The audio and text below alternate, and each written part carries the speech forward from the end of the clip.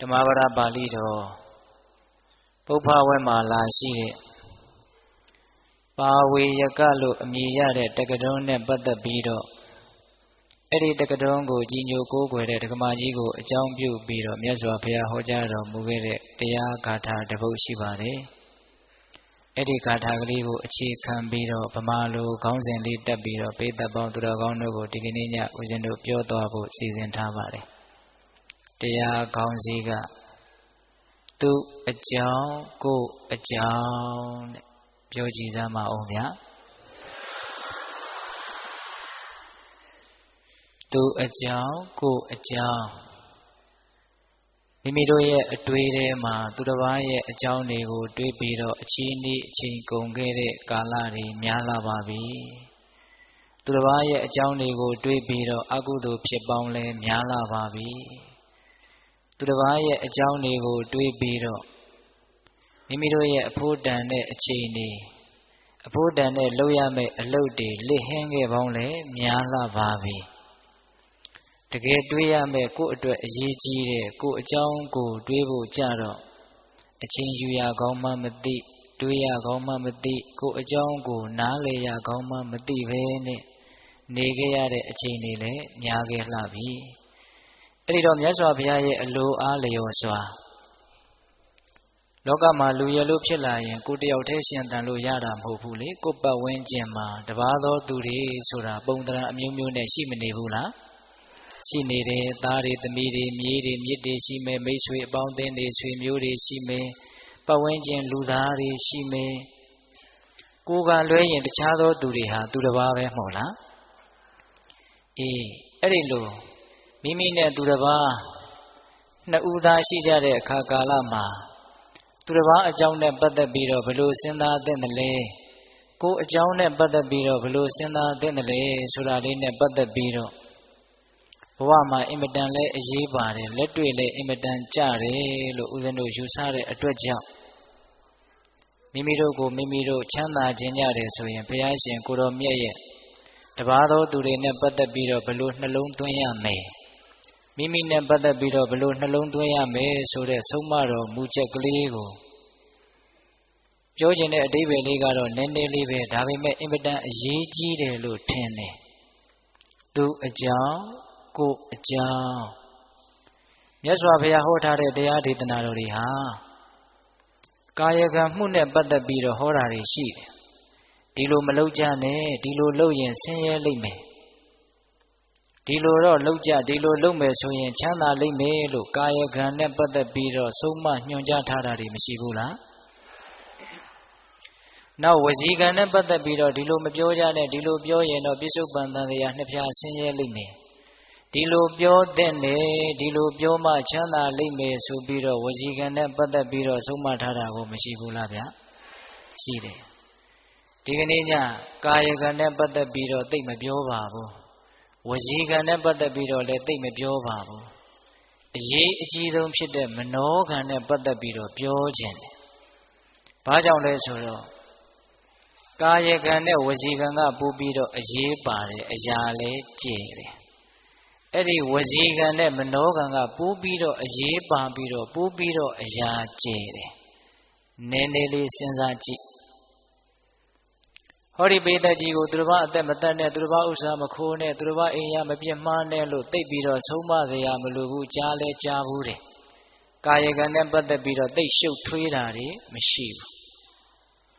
ဝစီကံကြတော့နည်းနည်းလေးပိုခဲရင်လာတယ်လွန်ကျူးမှုလည်းများလာတယ်မတတ်ဘူးမခိုးဘူးအိမ်တော်ကြီးမဖောက်ပြန်ဘူးဆိုတဲ့လူတွေများပေမဲ့လို့ဟေ့မလိမ်ဘူးဟေ့ဂုံစကားကိုမပြောဘူးဟေ့ကြမ်းတမ်းတဲ့စကားကိုမပြောဘူးအနှစ်မရှိတဲ့စကားကိုမပြောဘူးလို့ပြောနိုင်တဲ့လူကြတော့နေမသွားဘူးလားနေသွားတယ်ကာယကံအပြစ်ကင်းဖို့တဲ့ဝစီကံအပြစ်ကင်းဖို့ကပို့ပြီးတော့မခဲရင်ဘူးလား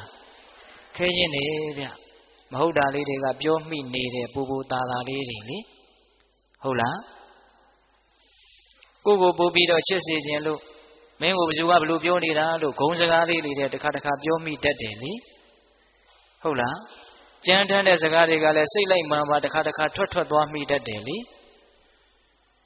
အနှစ်မရှိတဲ့စကားတွေကတော့အမြဲတမ်းလိုထွက်နေတတ်တယ်ဒီတော့ပြောချင်တာကကာယကံနဲ့ဝစီကံကပို့ပြီးတော့လွန်ကျူးမှုများတယ်ထိမ့်သိမ့်ဖို့လည်းပိုခက်တယ်ဝစီကံနဲ့မနောကံကြတော့ပို့ပြီးတော့ခက်သွားပြီလို့ပိဋကတ်တို့သဘောပေါက်ပါတယ်ဟုတ်လားစိတ်ထဲကတွေးချင်ရတွေတွေးဒီတော့စိတ်ဆင်းရဲမှုတွေဘာကြောင့်ဖြစ်တယ်လဲဆိုရင်စိတ်ဆင်းရဲတယ်ဆိုတာဆင်းရဲအောင်တွေးလို့ဆင်းရဲတာပိဋကတ်စိတ်ဆင်းရဲတယ်ဆိုတာ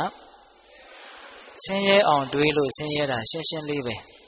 ချမ်းသာအောင်တွေးရင်ချမ်းသာပါတယ်အဲ့ဒီအတွေးတွေနဲ့ပတ်သက်ပြီးတော့မနောကံနဲ့ပတ်သက်ပြီးတော့မြတ်စွာဘုရားကစိတ်ချမ်းသာခြင်းကြတယ်ဆိုရင်ဒီလိုခံယူချက်မျိုးနဲ့ဒီလိုတွေးရမယ်ဒီလိုစဉ်းစားရမယ်လို့ညွှန်ကြားခဲ့တယ်ဒါကြောင့်မနောကံနဲ့ပတ်သက်ပြီးတော့ဒီကနေ့ညဦးစားပေးပြီးတော့ဦးဇင်းတို့ပြောပါမယ်ဟုတ်လားတရားကမဟောရသေးဘူးဏိဒန်းကိုတော်တော်ရှင်းနေပြီနော်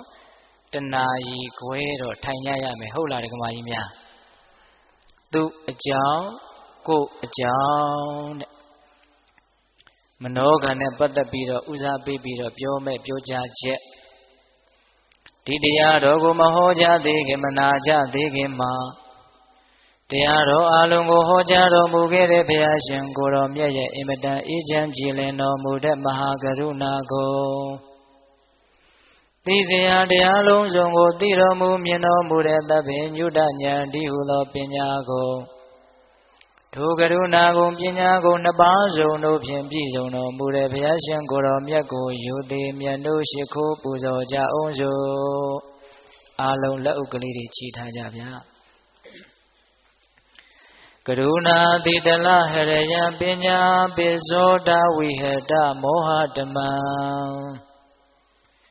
သာနရမရလောကကရုံဝန္တိဒုက္ခတံဂတိဝိမု ढ ံကရုဏာတိတလဟရယမဟာကရုဏာတော်ဖြင့်ဤမြသောစိတ်နှလုံးလေးရှိတော်မူပါ၏ထသောပညာပိဇောတဝိဟတမောဟတမံအရဟတမေတိဟုသောအယောင်အလင်းဖြင့်ဝိဇ္ဇာတိဟုသောမိုက်မောင်းကိုဖယ်ခွာတော်မူပြီးထသောသာနရမရလောကကရုံလူနှမြမတတဝအနန္တတို့ဤကြောင့်ထီတန်တို့အလေးကလေးပြုရာတဆူရီသောဆရာသခင်လည်းဖြစ်တော်မူပါ၏ထသောဂတိဝိမု ढ ံဒေဝမနုဿာနိရယနှင့်ပေတတလိษံလာရရှိငါတံသောဂတိတို့မာလီအထူးသဖြင့်ကင်းလွတ်တော်မူပြီးထသောသူကတံတတဝါတို့အားအကျိုးများကြောင့်ဟုတ်မှန်သောစကားကောင်းကိုသာမြတ်ဆိုတော်မူပါ၏ထသောဗုဒ္ဓံသစ္စာလေးရတရားမြတ်ကိုလက်ပေါ်တင်တာပရမညာကဲ့သို့ပြတ်သားထင်ထင်သိမြင်ပေတတ်ဘုရားရှင်ကိုယ်တော်မြတ်ကြီးကိုမေယံတရားဟောပုဂ္ဂိုလ်တရားနာပုဂ္ဂိုလ်ခေါ်ဆိုပညပရမမမှုယုံနာနှပြဖြစ်ကြပါသောဘုရားတပည့်တော်တို့သည်ဝနေဝနာမှာကာယဝစီမနောချီ၍သုံးလီဒွါရပနာမဖြင့်ဒုက္ခယောကျိုးလက်ဆုံးမူကားရှိခိုးဥညွတ်ကြပါကုန်၏မြတ်စွာဘုရား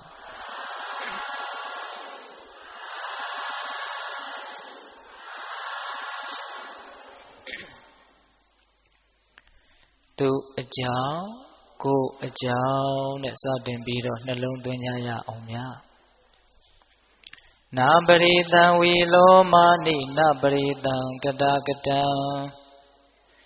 အတနောဝအဝေခိယကတာနိအကတာနိသ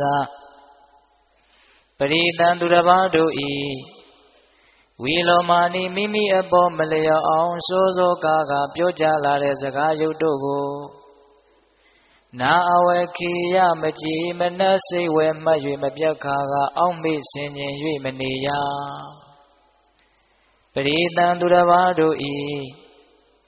ကတာကတံပြုအမပြုအရရဟုကောင်းမှုမကောင်းမှုတို့ကိုနာအဝေခိယအလုတ်တစ်ခုဂယုပြု၍ကြည့်ရှုဆင်ခြင်၍မနေရအတနောဝမိမိဤသားလျင် ကတာနိစ္စပြုအပ်သောမှုတို့ကို၎င်းအာကတာနိစ္စမပြုအပ်သောမှုတို့ကို၎င်းအာဝကေယအလုတ္တခုဂယုပြု၍ကြည်ရှုဆင်ញင်ကြကုန်ရ၏ဒီဂါထာလေးကိုမြတ်စွာဘုရား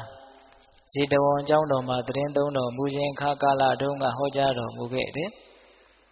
ဒီဂါထာလေးကိုဦးဇင်းတို့စစ်စစ်ပေါက်ပေါက်လေ့လာကြည့်တော့အဓိပ္ပာယ်၃ချက်တွေ့ရတယ်အဓိပ္ပာယ်ဘယ်နှချက်လဲဗျ၃ချက်တွေ့ရတယ်ပြန်ပြီးတော့နာယူကြည်ညိုကြည့်မယ်ပရိသံသူတစ်ပါးတို့ဤဝီလောမာနိမိမိအပေါ်မလျော်အောင်စိုးစိုးကားပြောကြားလာတဲ့စကားရုပ်တို့ကိုနာအဝေခေယမကြည်မနစိတ်ဝဲမှတ်၍မပြတ်ခါကအောက်မေ့ဆင်ញင်၍မနေရတပါးသောသူတွေကကိုယ့်ကိုမုန်းလို့မလိုလို့ပြောတဲ့စကားရုပ်တွေကိုခေါင်းထဲမှာထည့်ပြီးတော့အဖန်ဖန်ထပ်ထပ်တွေးပြီးတော့ကိုယ့်ကိုပြောလိုက်တာကြီးကိုအကြာကြီးခံစားပြီးတော့အဲ့ဒါကြီးကိုမပြစ်နိုင်မချနိုင်မဲနဲ့အမှတ်ရတိုင်းထုတ်ထုတ်ပြီးတော့ကြည်နေတဲ့ပစ္စည်းတစ်ခုလိုကိုယ့်ကိုသူများကမုန်းလို့ပြောတဲ့စကားတွေကိုအဖန်ဖန်ထပ်ထပ်စဉ်းစားပြီးတော့ဒေါသကိလေသာတွေနဲ့ပင်ပန်းမနေပါနဲ့တဲ့နာအဝက္ခေယမကြည်မနက်စိတ်ဝယ်မှတ်၍မပြတ်ခါကအောက်မေ့ဆင်ခြင်၍မနေရသူများကကိုယ့်ကိုမုန်းလို့ပြောတဲ့စကားတွေကိုမမေ့နိုင်မဲနဲ့တိမ့်တိမ့်ထားပြီးတော့ပြန်ပြီးတော့ထုတ်ထုတ်ခံစားပြီးတော့မနေပါနဲ့တဲ့သဘောပေါက်တယ်နော်အဲ့ဒါနံပါတ်1နောက်နံပါတ်2မြတ်စွာဘုရားကဘာသင်ကြားတော်ဆိုတော့ပရိသံသူတစ်ပါးတို့ဤကတာကတံပြုအပ်မပြုအပ်အယယဟုကောင်းမှုမကောင်းမှုတို့ကိုနာအဝကေယအလုတ္တခုဂယုပြု၍ကြည်ရှုဆင်ញင်၍မနေရသူများဘာတွေလုပ်တယ်ဘာတွေမလုပ်ဘူးဆိုတာကိုယ့်ရဲ့အလုတ္တခုကြီးလို့သဘောထားပြီးတော့စဉ်းစားရင်းနဲ့တန်ဖိုးရှိတဲ့အချိန်လေးမကုန်ပါစေနဲ့တဲ့တရားဓမ္မတို့ဘဝမှာခေါင်းထဲမှာတွေးနေတဲ့အတွေးတွေဟာသူများအကြောင်းတွေးနေတဲ့အတွေးတွေနဲ့အချိန်ကုန်ခဲ့တာများလှပြီဗျဟုတ်လားဒါကြောင့်မြတ်စွာဘုရားကတန်ဖိုးရှိတဲ့အလုပ်တွေကိုလုံနိုင်ခွင့်ရှိတဲ့ဒီအချိန်ဒီခွန်အားတွေကိုအရေးမပါအရာမရောက်တဲ့သူတစ်ပါးအကြောင်းတွေကိုတွေးရင်းနဲ့ပြုံးတီးသွားမှရှိုးလို့တားမြစ်တာနံပါတ်2ဟုတ်လားနံပါတ်1ကသူများကကိုယ်ကိုမုန်းလို့ပြောတဲ့စကားတွေကိုတွေးပြီးတော့ဒေါသတွေဖြစ်ပြီးတော့မကြည်မနက်နဲ့ခံစားမနေပါနဲ့ပြီးခဲ့ပါပြီဟုတ်လားနောက်သူတစ်ပါးဘာတွေလုပ်တယ်ဘာတွေမလုပ်ဘူးဆိုတာကိုအလုပ်တစ်ခုလိုသဘောထားပြီးတော့စဉ်းစားမနေပါနဲ့ဟုတ်လားနောက်နံပါတ်3အတ္တနောဝမိမိဣသာလျံကတာနိစ္စပြုအပ်သောမှုတို့ကို၎င်းအာကတာနိစ္စမပြုအပ်သောမှုတို့ကို၎င်းအာဝကေယအလုတ္တခုဂယုပြု၍ကြည်ရှုဆင်ញင်ကြကုန်ရ၏ကိုယ်ဘာတွေလှုပ်ထားတယ်ကိုယ်ဘာတွေမလှုပ်ရသေးဘူးတနည်းအားဖြင့်တန်ဖိုးရှိတဲ့လူဘဝနဲ့ထိုက်တန်တဲ့မြင့်မြတ်တဲ့အလုပ်တွေကိုငါဘယ်လောက်လှုပ်ပြီးပြီလဲငါဘယ်အတိုင်းတာအထိလှုပ်ပြီးပြီလဲငါဘယ်လောက်မလှုပ်ရသေးဘူးလဲလို့ဒါကိုပဲစဉ်းစားပါတဲ့ဟုတ်ရဲ့လားငါဘဝမှာပြဿနာတွေအခက်အခဲတွေအများကြီးဖြေရှင်းเสียကြံသေးတယ်လို့နားလည်ထားဖို့လိုတယ်ဗျတခါကြီးဒီမကြီးများဘဝမှာမဖြေရှင်းရသေးတဲ့ပြဿနာတွေအခက်အခဲတွေအများကြီးရှိသေးတယ်ဗျ။အိုရအောင်မဲနာရအောင်မဲသေရအောင်မဲပစ္စည်းရှိမရှိမရွေဘူးဂုံမရှိမရွေဘူးလူတိုင်းတန်းတူရင်ဆိုင်ရမယ့်အခက်အခဲပြဿနာကြီးတွေအိုရဟာသိကြီးကျယ်တဲ့ပြဿနာဗျနားရဲဆိုတာလဲကြော်ဖြတ်ဖို့အင်မတန်ခဲရင်တဲ့အစဉ်ပြေတဲ့စိတ်တွေအင်မတန်ဖြစ်ဖို့ခက်ခဲတဲ့ပြဿနာကြီးဗျသေတယ်ဆိုတာကတော့တကယ့်ကိုဘဝမှာအကြီးကျယ်ဆုံးပြဿနာပါပဲနောက်ဘဝတန်တရားရေးနဲ့လည်းဆက်ဆက်နေတာဆိုတော့သေခြင်းတရားဟာသိကြီးကျယ်တဲ့ပြဿနာပေါ့အဲ့ဒီလိုဖြေရှင်းရခက်တဲ့မဖြေရှင်းလို့လည်းမဖြစ်တဲ့ပြဿနာတွေအခက်အခဲတွေတွေ့လာရင်ဘ ဘေးအတိုင်းတာအထိပြေလေအောင်ဖြည့်ရှင်းနိုင်တဲ့အစွမ်းအစတွေရှိပြီလေအဲ့ဒါတည်းတဲ့ငါဘလောက်လုတ်ပြီးပြီလေလို့မစဉ်းစားသင့်ဘူးလားစဉ်းစားသင့်နေဒါကြောင့်ကို့မှာဘလို့အစွမ်းတွေရှိပြီးပြီလေဘလို့အစွမ်းတွေကတော့မရှိသေးဘူးလေလို့ကို့အကြောင်းကိုယ်သာလေအရေးတကြီးသဘောထားပြီးတော့စဉ်းစားရမယ်ဟုတ်ရလားအဓိပ္ပာယ်ဘယ်နှမျိုးပြောလိုက်လဲ၃မျိုးပြောလိုက်တယ်ဘဝမှာအင်မတန်အခြေခံကြပြီးတော့အင်မတန်ရေးကြီးတဲ့ဆုံးမတော်မူချက်လို့ဦးဇင်းတို့ကတော့အဲ့ဒါလိုယုံကြည်ပါတယ်တခါကြီးတခါမကြီးများလည်းယုံကြည်ကြလိမ့်မယ်နဲ့တူပါတယ်ဒီကနေ့ညအဲ့ဒီအချက်ကလေး၃ချက်ကိုတဏှာရီခွဲအတွင်းမှာဦးဇင်းတို့စွမ်းနိုင်တဲ့လောက်ချဲ့ထွင်ပြီးတော့ပြောသွားပါမယ်နော်အခုတော့ဦးဇင်းတို့ကဘာဆက်ပြောမှလဲဆိုတော့ဒီဂါထာလေးဟောကြားရခြင်းရဲ့အကြောင်းဝတ္ထုပြောပြမယ်ဒီဂါထာကိုမြတ်စွာဘုရားဘာကြောင့်ဟောတယ်လဲဆိုတဲ့အကြောင်းနိဒန်းပေါ့တာဝတိမြို့မှာမအေးတစ်ခုသားတစ်ခုလင်ယောက်ျားကဆုံးမသွားလို့မအေးတစ်ခုသားတစ်ခုနေထိုင်တဲ့ဒကမာကြီးတစ်ယောက်ရှိတယ်တူရီသောသားလေးသူ့မှာအဲ့ဒီတူရီသောသားလေးအပြင်သူအင်မတန်ကြည်ညိုတဲ့မျက်နှိုးတဲ့ပါဝေယကလို့အမည်ရှိတဲ့ဒိဋ္ဌိတက္ကရုံးတစ်ယောက်လည်းရှိတယ်သူကမြတ်စွာဘုရားနဲ့ခင်ဆိုတော့အဲ့ဒီတက္ကရုံးကိုသူကအင်မတန်ကြည်ညိုတာသားလို့လည်းချစ်တယ်လှုပ်ရှားရှိတဲ့လှုပ်ဆိုရင်အဲ့ဒီတက္ကရုံးကိုအမြဲတမ်းတိုင်ပင်တယ်ဒီလိုနဲ့နေလာရင်းနဲ့သုံးလောကထိုတာသဗ္ဗညုမြတ်စွာဘုရားပွင့်တော်မူလာတော့တာဝတိမြို့တဲကလူတွေအချင်းချင်းပြောကြရင်းနဲ့ဘုရားရဲ့ဂုဏ်တွေဘုရားရဲ့ကျေးဇူးတွေကသူ့ရဲ့နားထဲကိုရောက်လာတယ်တာကီဝေမင်းသားမြတ်စွာဘုရားဟာကိလေသာခတ်သိမ်းချုပ်ငြိမ်းတော်မူတဲ့မကောင်းတဲ့စိတ်အညစ်အကြေးပူလောင်စေတတ်တဲ့စိတ်ဓာတ်တွေဘာမှမရှိတော့ဘူးတဲ့ဂေါတမဗုဒ္ဓဆိုတဲ့မြတ်စွာဘုရားဟာသိစေရတရားအလုံးစုံကိုအကုန်လုံးသိတော်မူတဲ့ချမ်းသာကြောင့်တရားဆင်းရဲကြောင့်တရားအကုန်လုံးသိတော်မူတဲ့ဒါဘုရားရဲ့ဂုဏ်တော်ကျေးဇူးတော်အနန္တရှိတဲ့အ내ကဒါအကျဉ်းချုပ်လိုက်မယ်ဆိုရင်ဒီနှမျိုးပဲဒါလေးလည်းပဲအပြေးလွှားလေးမှတ်လိုက်ပါဦးဗျာမြတ်စွာဘုရားရဲ့ဂုဏ်ကိုအကျဉ်းချုပ်မယ်ဆိုလို့ရှိရင်ကိလေသာနဲ့သိစေရာကုန်တာပိဋကဘာနဲ့ဘာကုန်လဲကိလေသာရဲ့သိစေရာရဲ့ကုန်တာအညစ်အကြေးတွေစိတ်အညစ်အကြေးတွေဘာမှမရှိတော့မသိသေးတာဆိုလို့ဘာမှမရှိတော့အဲ့ဒါလို့ဘုရားရဲ့ဂုဏ်တော်ကျေးဇူးတော်တွေကိုကြားရတော့ဒကမာကြီးကမြတ်စွာဘုရားကိုသွားပြီးတော့ဖူးခြင်းတယ်အဲ့ဒီတော့သူ့ရဲ့သားလို့ချစ်ရတဲ့ကြည်ညိုရတဲ့ပါဝေယကကိုသွားပြီးတော့တိုင်ပင်တယ်အမေအဲ့ဒီဂေါတမဗုဒ္ဓဆိုတဲ့မြတ်စွာဘုရားကိုဖူးခြင်းတယ်အဲ့ဒီလိုလဲပြောလိုက်ရောပါဝေယကလူလေပဲဗျာဂေါတမဗုဒ္ဓနဲ့သာသွားတွေ့မယ်ဆိုရင်သူ့ကိုကြည်ညိုသွားတာနဲ့ငါ့ကိုလုံးဝထက်တွက်တော့မှမဟုတ်တော့ဘူးတဲ့သူ့စိတ်ထဲမှာစဉ်းစားတာခမရဘာလို့သွားပြီးတော့ဖူးမြော်မှလဲအဲ့ဒီဂေါတမဗုဒ္ဓဆိုတဲ့ပုဂ္ဂိုလ်ဟာအာဝတ္တနိယမာယာအောက်လန်းပညာတတ်တယ်သူဒီရောက်လာတဲ့ပုဂ္ဂိုလ်တွေကိုမကြည်ညိုရမနေနိုင်အောင်ဆွဲဆောင်တတ်တဲ့အတတ်ပညာဘုရားလက်ထက်ကဒိဋ္ဌိတွေကမြတ်စွာဘုရားကိုမနာလို့တော့အဲ့ဒါလိုအပုတ်ချကြတာအမှန်ကတော့မြတ်စွာဘုရားဆိုတာကသိပြီးတော့တပ်ပယ်တဲ့ရုပ်အစင်းကိလေသာကိန်းနေလို့အင်မတန်ငြိမ်းချမ်းနေတဲ့မျက်နှာအဲ့ဒါလိုရုပ်အစင်းဘက်ကရောဓမ္မဘက်ကရောပြောစရာမရှိအောင်ပြည့်စုံတာဆိုတော့မြင်ရရင်မကြည်ညိုရရင်မနေနိုင်ဘူးအဲ့ဒါကိုမနာလို့အဲ့ဒါလိုမြတ်စွာဘုရားကိုအာဝတ္တနိယမာယာတတ်တယ်လို့ပြောကြတာတဲ့အဲ့ဒါလိုပြောပြီးတော့တားလိုက်တော့ဒကမာကြီးကနောက်ဆုတ်သွားရောနောက်ရက်အနှဲငယ်ကြတော့ဒုတိယံပြီးနှစ်ကြိမ်မြောက်မြတ်စွာဘုရားကိုဖူးမြော်ခြင်းတော့သွားပြီးတော့တိုင်မင်းနေတားပြန်တာပဲတတိယအကြိမ်တိုင်မင်းနေတားပြန်တာပဲစတုထအကြိမ်ကြတော့မတိုင်မင်းတော့ဘူးအဲ့ဒါမြတ်စွာဘုရားစီကိုသူ့ရဲ့သားအရင်ကိုလွတ်တယ်ငါသားမနေ့ပြန်မနေ့မှာအဲ့ဒီမြတ်စွာဘုရားကိုနောက်ပါတန်ခါများစွာနဲ့အိမ်ကိုဆွမ်းစားကြွပါလို့သွားပြီးတော့ပင့်ကြီးလို့ခိုင်းလိုက်တယ်အိမ်မှာမန္တကြီးထိုးပြီးတော့မြတ်စွာဘုရားတန်ခါတော်တွေဖုံးပေးဖို့ဆွမ်းကွမ်းတွေစီစဉ်ပြီးတော့တက္ကပါကြီးကနေတာအဲ့ဒါဘုရားသွားပင့်တဲ့သားကဘုရားစီတမ်းမသွားဘဲနဲ့ပါဝေယကစီကိုဝင်လာဝင်တဲ့အခါကျတော့မင်းဘယ်သွားမှတို့ မြတ်စွာဘုရားကိုအမေကသွားပင့်ခိုင်းလို့ဖေဟာသွားမပင့်နဲ့ကွာအမေစကားနားမထောင်ပဲမနေရဲဘူးဖေအေးအဲ့ဒီလိုဆိုရင်မင်းအမေစကားကိုလည်းနားမထောင်ရမရောက်အောင်ငါတို့အကြံစီလဲအောင်မြင်အောင်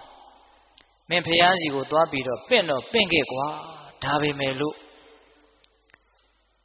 မြတ်စွာဘုရားကြွလာရမယ့်နေရာကဘယ်နေရာဘယ်လမ်းဘယ်စုအိမ်လို့မင်းနေရာဒေသကိုမပြောခဲ့နဲ့တဲ့အရှင်ဘုရားမနေ့ပြန်ဆုံးဖုံးပေးကြွပါဘုရားလို့ဒါပဲပင့်ပြီးတော့ပြန်လာခဲ့အဲ့ဒါဆိုရင်မင်းတို့အိမ်ဘယ်နာနေမှမသိတော့အဲ့ဒီမြတ်စွာဘုရားဆိုတဲ့ပုဂ္ဂိုလ်အတွက်ချက်ထားတဲ့စွန့်နေကုန်းတွေကိုငါတို့နှစ်ယောက်စားကြတာပေါ့အဲ့ဒါလို့အကြံပေးတော့အဲ့ဒီကလေးကမြတ်စွာဘုရားကိုသွားပင့်တယ်အရှင်ဘုရားမနေ့ပြန်မှာတပည့်တော်တို့အိမ်ကိုဆုံးဖုံးပေးကြွပါဒါပဲပြောခဲ့တာ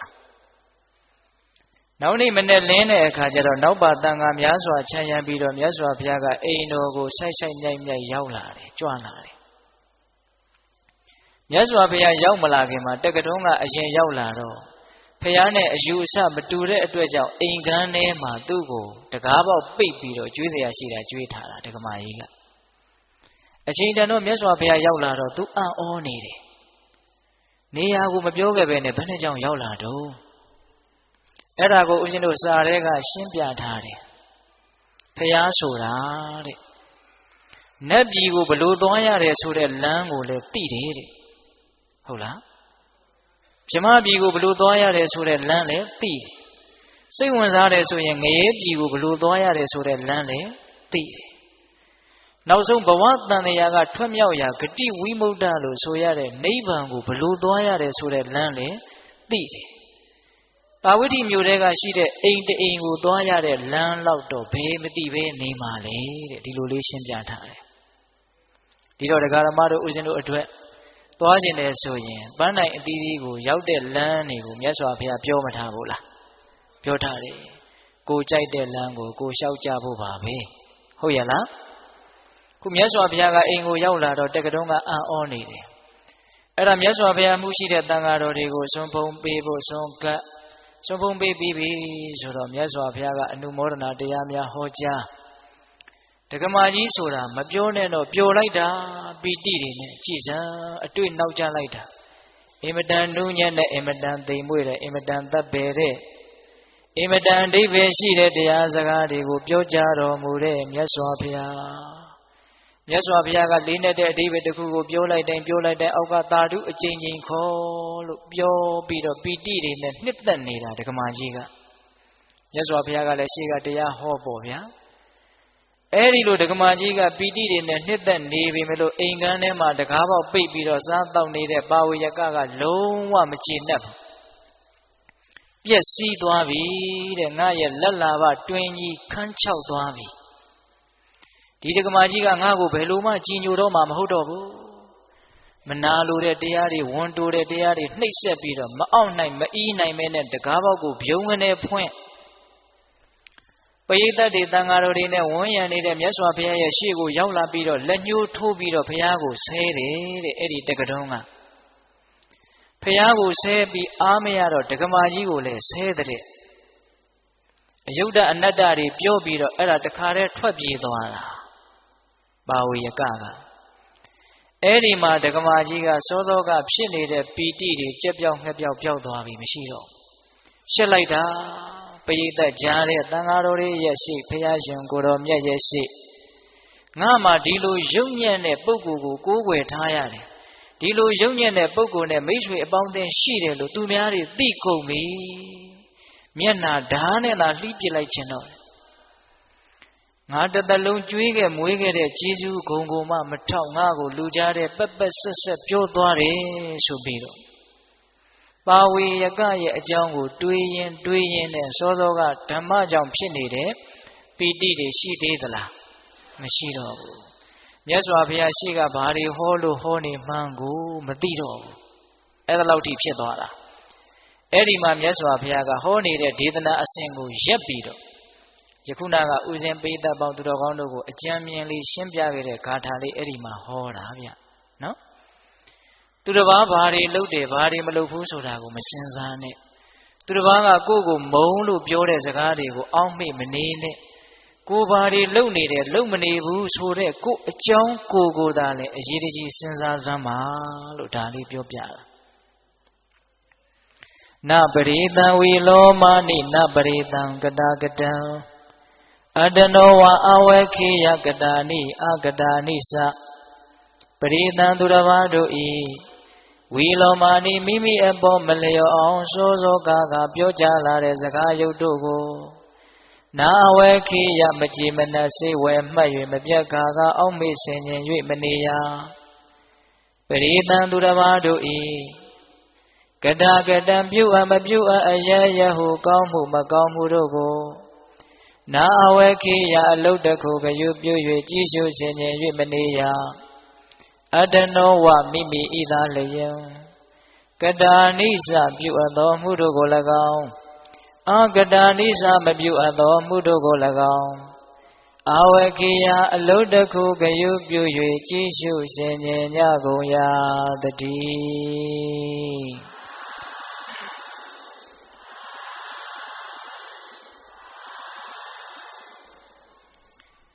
ဒီအဓိပ္ပာယ်လေး၃ချက်ကိုဒီကနေ့ညဦးဇင်းတို့ရှင်းပြမှာနော်နံပါတ်1သူတစ်ပါးကကိုယ့်ကိုမုန်းလို့ပြောတဲ့စကားတွေပတ်ဝန်းကျင်ကနေကိုယ့်အကြောင်းကိုပြောနေတဲ့စကားသံတွေနဲ့ပတ်သက်ပြီးတော့ဘယ်လိုစဉ်းစားကြမလဲဟုတ်လားနံပါတ်2ကိုယ့်ပတ်ဝန်းကျင်မှာရှိနေတဲ့လူသားတွေနဲ့ပတ်သက်ပြီးတော့သူတို့ရဲ့ကာယကံမှုဝစီကံမှုသူတို့ရဲ့ကောင်းမကောင်းအလုပ်တွေနဲ့ပတ်သက်ပြီးတော့ဘယ်လိုသဘောထားကြမလဲနော်နံပါတ်3ကိုအကြောင်းနဲ့ပတ်သက်ပြီးတော့ဘယ်လိုသဘောထားကြမလဲအရေးမကြီးဘူးလားအရေးကြီးတယ်ကိုခေါင်းထဲမှာ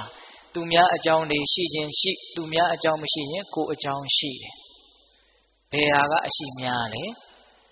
သူများအကြောင်းတွေကအရှိများတယ်ဗျကိုကလွဲရင်သူများပဲလေဟုတ်လားအေးဒါကြောင့်ဒီ၃ချက်ကိုဒါဦးဇင်းတို့စပြီးတော့ပြောကြမယ်ပရိသံသူတစ်ပါးတို့ဤဝီလောမာနိမိမိအပေါ်မလျော်အောင်စောစောကားပြောကြားလာတဲ့စကားရုပ်တို့ကိုနတ်အဝေခိယမကြည်မနက်စိတ်ဝဲမှတ်၍မပြတ်ခါအောက်မေ့ဆင်ခြင်၍မနေရဘဝမှာလူရည်လို့ဖြစ်လာရင်ပတ်ဝန်းကျင်ဆိုတာရှိတယ်ပတ်ဝန်းကျင်ဆိုတာရှိလာလို့ရှိရင်ကိုယ့်အပေါ်မှာလိုတဲ့လူတွေရှိတယ်လို့မလိုတဲ့လူတွေလည်းရှိမှာပဲလူတိုင်းသဘောကျအောင်ဘယ်သူမှမဆောင်ရွက်နိုင်ပါဘူးမြတ်စွာဘုရားလောက်အပြစ်ကင်းတဲ့ပုဂ္ဂိုလ်ကိုတောင်မကြိုက်တဲ့ပုဂ္ဂိုလ်တွေရှိသေးတာပဲမဟုတ်လားမကြိုက်ရင်မကြိုက်သည့်အားလျော်ဆိုတာသူတို့မကြိုက်တဲ့အထင်ကိုနှုတ်ကမြက်ပြီးတော့ပြောမှာပဲဗျအဲ့ဒါတားလို့မရဘူးကိုလည်းပဲသူများကိုမကြိုက်ရင်မကြိုက်သည့်အားလျော်ဆိုတာပြောတာပဲမဟုတ်လားအဲ့တော့သူ့အထင်ကိုသူလွတ်လွတ်လပ်လပ်ဖော်ထုတ်တာကိုကဘာခံစားရရှိလဲစဉ်းစားကြည့်နော်ဒကာကြီးဒီမိုင်းများသူမကြိုက်လို့မကြိုက်ဘူးပြောတဲ့ကိစ္စကိုယ့်အတွက်ဘလောက်အရေးပါလို့အဲ့ဒါကိုကခံစားနေတာလေမခံစားသင့်ဘူးဗျသူပြောတာသူစကားသူထင်တာသူ့အထင်ဟာကိုယ့်ကိုဘာမှတကယ်တမ်းကပြောင်းလဲသွားစေတာမဟုတ်ဘူးဆိုလိုတာကသူ့ရဲ့စကားတန်တွေဟာကိုယ့်အပေါ်မှာဘာအကျိုးသက်ရောက်မှုမှတကယ်စင်စစ်ကတော့မရှိဘူးဟုတ်လားအဲ့ဒီစကားတန်ကြောင့်တော့ကိုဘာမှဖြစ်မသွားဘူးချီးမွမ်းလို့လည်းပဲကိုတကယ်ကောင်းမသွားဘူးပင်ကိုကမကောင်းရင်မကောင်းပဲကဲရဲ့လို့လည်းပဲကိုတကယ်ယုံမာတဲ့လူတယောက်ဖြစ်မသွားဘူးကိုပင်ကိုကဆိုးရင်ဆိုးမှာပဲကိုပင်ကိုကကောင်းရင်ကောင်းမှာပဲဟုတ်လားဒါကြောင့်စကားသံတွေနဲ့ပတ်သက်ပြီးတော့ခိုင်မာတဲ့စိတ်ဓာတ်ရှိဖို့လိုအပ်တယ်ပတ်ဝန်းကျင်ကပြောတိုင်းတုံလှုပ်နေမယ်ဆိုလို့ရှိရင်တရွက်6တရွက်လို့ကိုယ့်ရဲ့ဘဝဟာလွင့်မျောသွားနိုင်တယ်ဟုတ်လားဒါကြောင့်မြတ်စွာဘုရားကသေလောယထဧကကနောဝါဒေနနသမိရတိဧဝောနေနပတံသာဒုနသမိစန္တိပန္တိတာ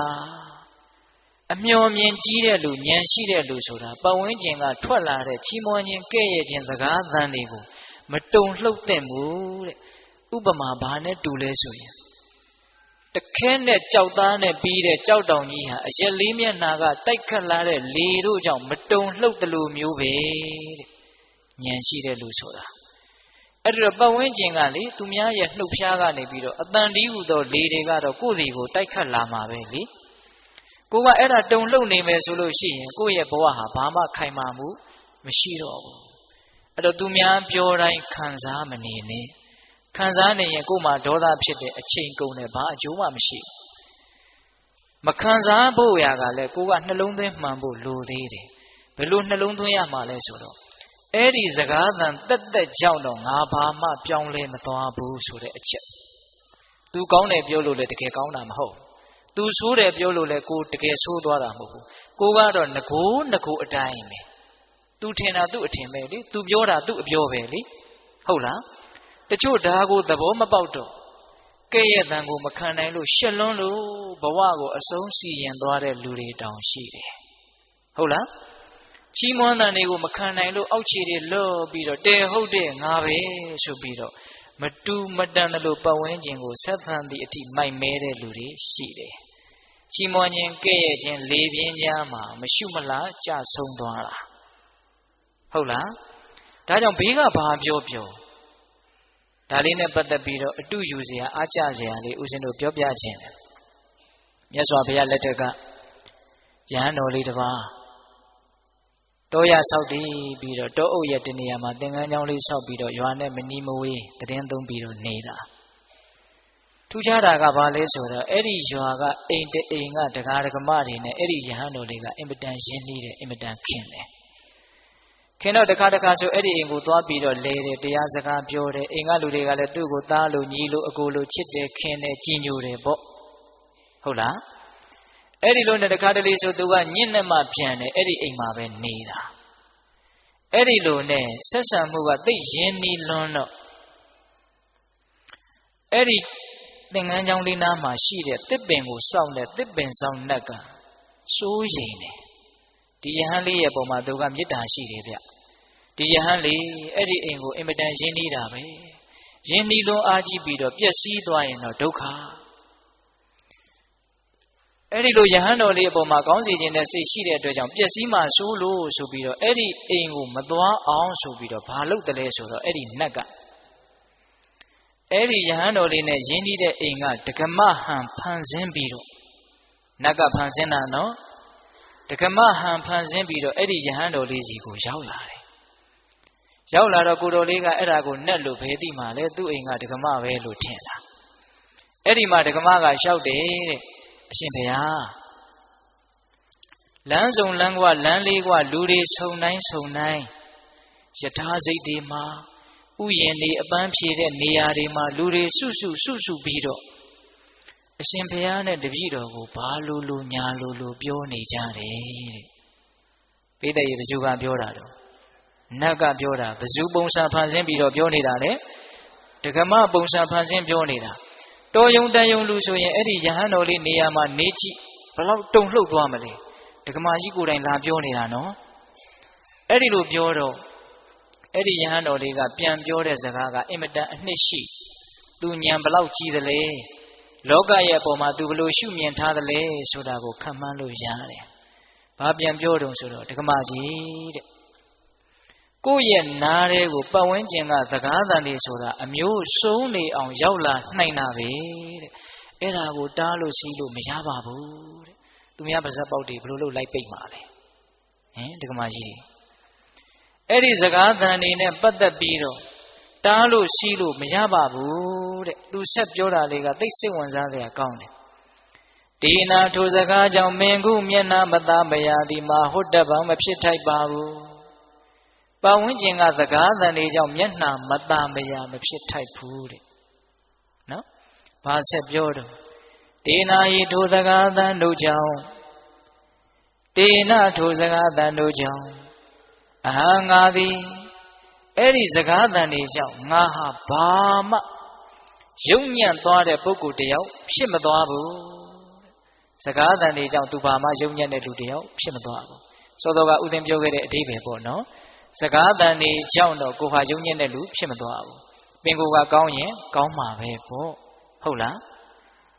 အဲ့ဒီလိုယဟန်တော်လေးကပြောပြီးတော့တောထဲမှာမိဂဝါဒဆိုပြီးတော့လူတွေကိုအင်မတန်ကြောက်တဲ့သမင်ဟာအစာရှာစားရင်းနဲ့ချက်ခနဲ့ကြားတိုင်းခေါင်းထောင်ကြည့်ချက်ခနဲ့ကြားတိုင်းခေါင်းထောင်ကြည့်အတန်နဲ့ပတ်သက်ပြီးတော့အဲ့ဒါလောက်တုံလှုပ်နေရင်ဘယ်မှာတည်ငြိမ်တဲ့စိတ်ရှိတဲ့လူလို့ပြောလို့ရမှာလဲတဲ့ အတန်နဲ့ပတ်သက်ပြီးတော့အဲ့ဒါလောက်တုံလှုပ်နေရင်တည်ငြိမ်တယ်လို့ပြောလို့မရဘူးမတည်ငြိမ်ဘူးဆိုလို့ရှိရင်လေးနဲ့တဲ့အသိဉာဏ်မဖြစ်နိုင်ဘူးပတ်ဝန်းကျင်ကစကားသံတွေကိုအမြဲတမ်းခံစားနေမယ်ဆိုရင်အသိဉာဏ်တူရဖို့အတွက်အနှောင့်အယှက်ဖြစ်တယ်ဗျဟုတ်လားတခါကြီးဒီမိုင်များဒါကြောင့်ရင့်ကျက်တဲ့လူတစ်ယောက်ဖြစ်တယ်ဆိုတာကိုပြသဖို့အတွက်ပတ်ဝန်းကျင်ရဲ့ကဲ့ရဲ့ရှုံချတဲ့စကားသံတွေကိုကြံ့ကြံ့ခံနိုင်တဲ့အတွေးတွေရှိဖို့မလိုဘူးလားလိုတယ်ဒါကြောင့်ဒကာဓမ္မတို့ဦးဇင်းတို့တွေမှာ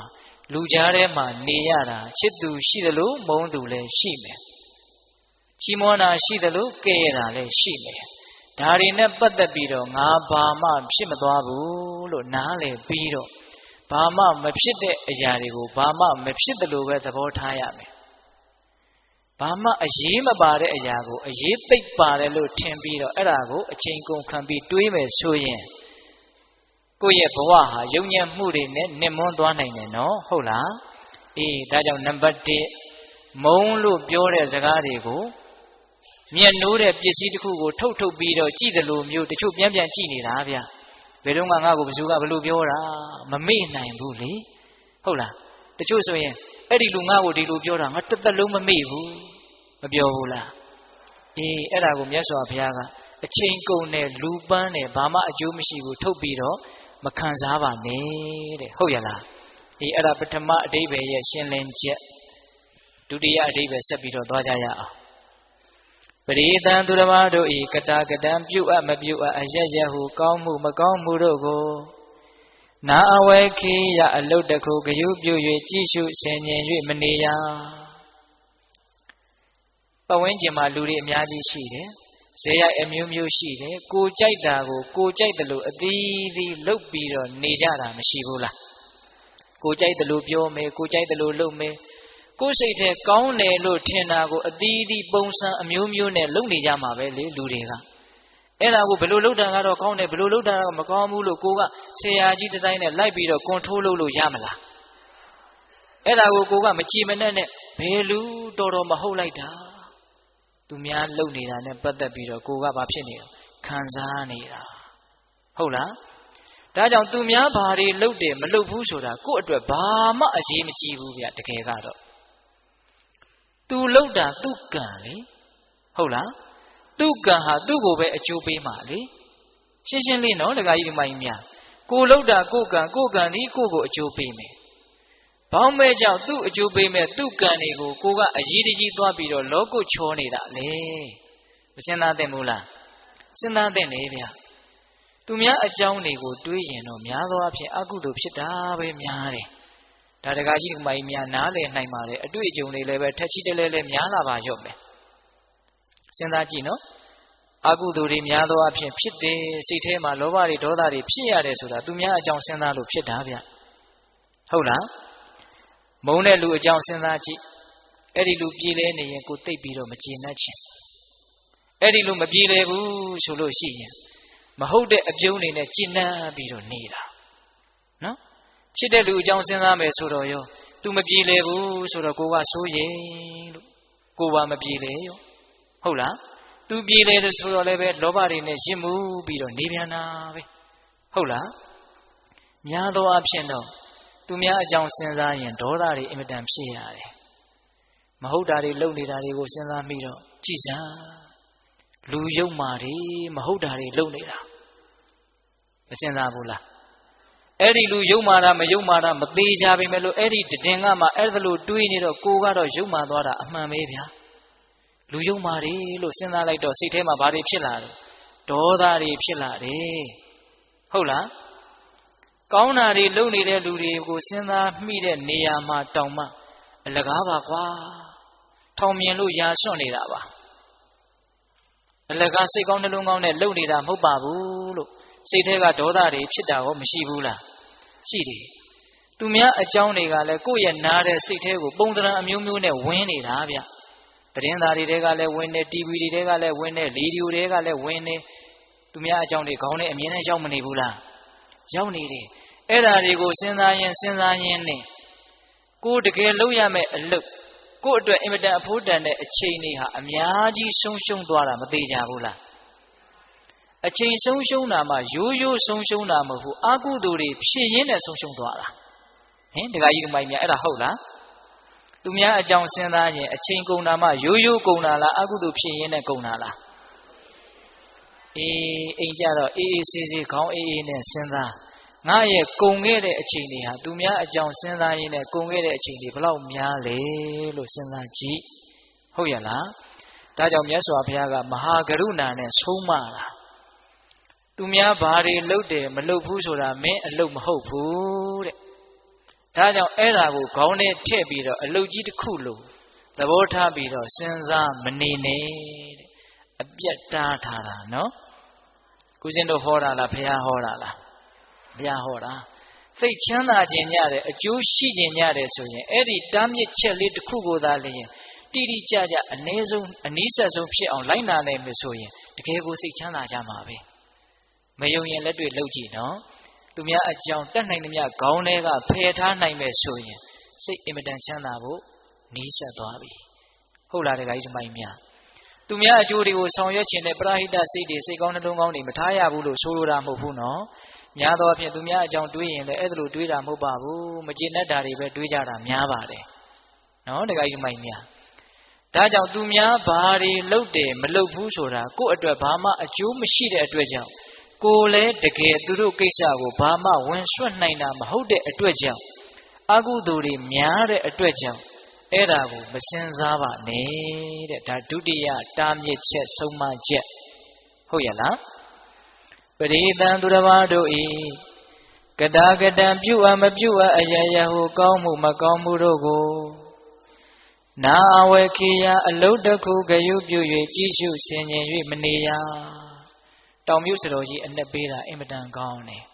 အလုတ်တစ်ခုဂယုပြု၍ကြီးစုဆင်ញင်၍မနေရဟုတ်တယ်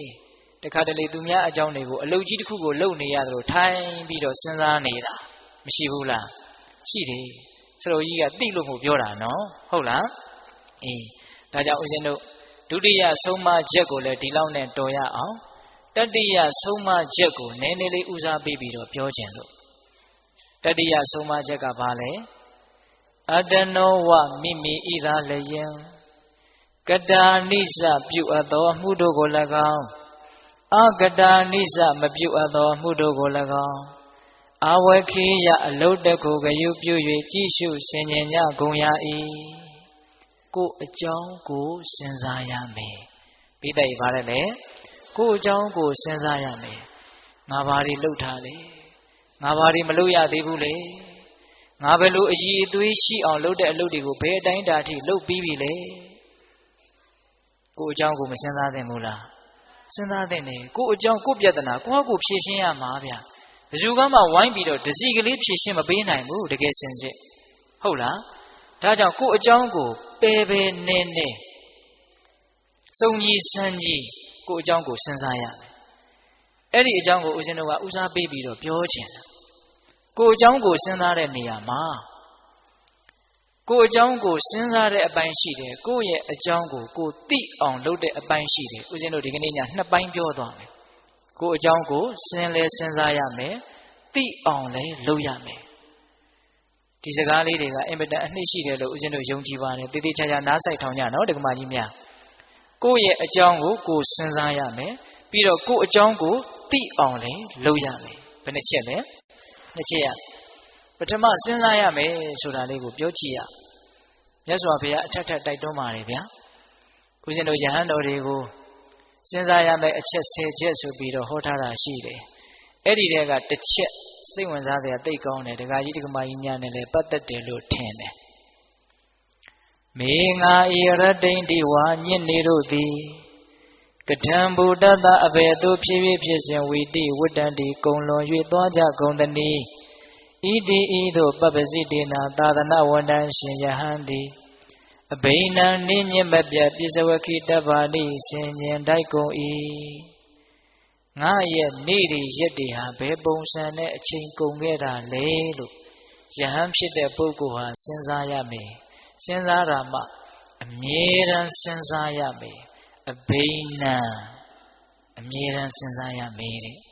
ဒကာကြီးဒကမကြီးများကမစဉ်းစားတတ်ဘူးလားစဉ်းစားတတ်တယ် ငါရဲ့နေ့တွေရက်တွေဘလို့ကုန်ခဲ့တာလဲတနည်းအားဖြင့်ငါရဲ့အသက်တွေဘလို့ကြီးခဲ့တာလဲပြန်စဉ်းစားကြည့်စမ်းအခုအသက်50ရှိပြီဘာတွေမေမေရရကိုယ့်အတွက်ထောက်ထောက်ခံခံဖြစ်မဲ့ကိစ္စတွေဘာတွေလုပ်ထားလဲဘာတွေခိုင်ခိုင်မာမာကို့မှာအသိဉာဏ်တွေရှိပြီလေဝိုးဝါဒရောင်ပေပေရောင်နာနာနဲ့အချိန်ကုန်ခဲ့တာများတယ်ဒီစကားကဘယ်သူကိုပြောလွဲခဲ့ပါတယ်ဗျာဘာကြောင့်လဲဆိုတော့သူလဲတူတူကိုလဲတူတူပဲလေဖြစ်တယ်လို့ပဲနေကြတာဗျာတခါကြီးဒီကမကြီးများဟုတ်လားအသက်တွေသာကြီးလာတာစိတ်ချရတဲ့ကျင့်တတ်ရတဲ့အားရှိစေတဲ့အသိဉာဏ်တွေရအောင်ဘယ်သူမှမလုပ်ရသေးတာများတယ်လုပ်ပြီးသားလို့အင်မတန်နေတယ်ကိုအားမရတော့မကျင့်တတ်သောလူတွေပဲများတယ်ဗေဒင်ဟောနေတာမဟုတ်ဘူးနော်အတက်ပြောနေတာဦးဇင်းတို့ကဟုတ်လားလူတော်များများဟာကိုအားမရဘဲနဲ့မကျင့်တတ်ဘဲနဲ့နေရတာဒီကမကြီးများအဲ့ဒါဟုတ်လားသေချာစဉ်းစားကြည့်နော်ဘာပြုလို့အားမရဘဲနဲ့မကျင့်တတ်ဘဲနဲ့နေရလဲဆိုတော့အားရเสียရှိအောင်ကျင့်တတ်เสียရှိအောင်လုပ်မှမထားပဲကိုစိတ်ကအမှန်သိတယ်ဗျာကို့မှာအားရเสียမရှိဘူးဆိုရင်အားရတဲ့စိတ်ကဖြစ်မှာမဟုတ်ကို့မှာကျင့်တတ်เสียတကယ်မရှိဘူးဆိုရင်ကျင့်တတ်တဲ့စိတ်ကတကယ်ဖြစ်မှာမဟုတ်ဟုတ်ရဲ့လားဒါကြောင့်မြတ်စွာဘုရားကကိုအသက်ဘလို့ကြီးခဲ့တာလဲကိုရဲ့နေ့တွေရက်တွေလတွေဘလို့ကုန်ခဲ့တာလဲဆိုတာကိုလေးလေးနက်နက်စဉ်းစားသမ်းပါအရေးမပါအရာမရောက်တဲ့ကိစ္စတွေနဲ့ကုန်ခဲ့တာများတယ်ဗျဒီကမကြီးတွေအဲ့ဒါဟုတ်လားများသောအားဖြင့်တော့သူများအကြောင်းတွေစဉ်းစားရင်းနဲ့အချိန်ကုန်ခဲ့တာအဲ့ဒါတွေကိုပြန်လဲတုံ့ပြန်ရင်းနဲ့အချိန်တွေကုန်ခဲ့တာနှမျိုးစရာမကောင်းဘူးလားဒါကြောင့်မြတ်စွာဘုရားကကိုယ်အကြောင်းကိုစဉ်းစားရမယ်ဘယ်လိုစဉ်းစားရမှာလဲငါဘာတွေလှုပ်ပြီးပြီလဲငါဘာတွေမလှုပ်ရသေးဘူးလဲအဲ့ဒီအလုတ်ကလည်းဘလောက်အဖိုးတန်တဲ့အလုတ်လဲဘလောက်အဖိုးမတန်တဲ့အလုတ်လဲဒါလည်းပဲအရေးကြီးသေးတယ်နော်အတနောဝမိမိဣသာလျံကတာနိစ္စပြုအပ်သောအမှုတို့ကို၎င်းအကတာနိစ္စမပြုအပ်သောအမှုတို့ကို၎င်းအဝေခေယအလုတ်တစ်ခုကယူပြု၍ကြည့်ရှုဆင်ခြင်ကြကုန်ရ၏ကိုဘာတွေလုပ်ပြီးပြီလဲဘာတွေမလုပ်ရသေးဘူးလဲဆိုတာကိုစဉ်းစားရမယ်စဉ်းစားလိုက်လို့ရှိရင်ကိုအကြောင်းကိုစဉ်းစားရင်နှစ်မျိုးတွေ့မယ်ဗျတရားကိုဦးဇင်းကအစီအစဉ်လေးချပြီးတော့ပြောနေတာနော်ကိုအကြောင်းကိုစဉ်းစားရမယ်သိရမယ်လို့စောစောကနှစ်မျိုးပြောခဲ့တယ်နော်အခုစဉ်းစားရမယ်အပိုင်းကိုပြောနေတာသိရမယ်အပိုင်းကိုမပြောသေးဘူးစဉ်းစားတဲ့အပိုင်းမှာလည်းပဲစဉ်းစားရင်လည်းနှစ်မျိုးတွေ့မယ်ကိုအကြောင်းကိုစဉ်းစားရင်ဘယ်နှမျိုးတွေ့မယ်နှစ်မျိုးတွေ့မယ်အဲ့ဒါကဘာလဲဆိုတော့ကိုယ့်ရဲ့မကောင်းကွက်ကိုယ့်ရဲ့ကောင်းကွက်တနည်းအားဖြင့်ကိုယ့်ရဲ့မကောင်းတာရဲ့ကိုယ့်ရဲ့ကောင်းတာရဲ့ဒီနှမျိုးကိုတွေ့ရမယ်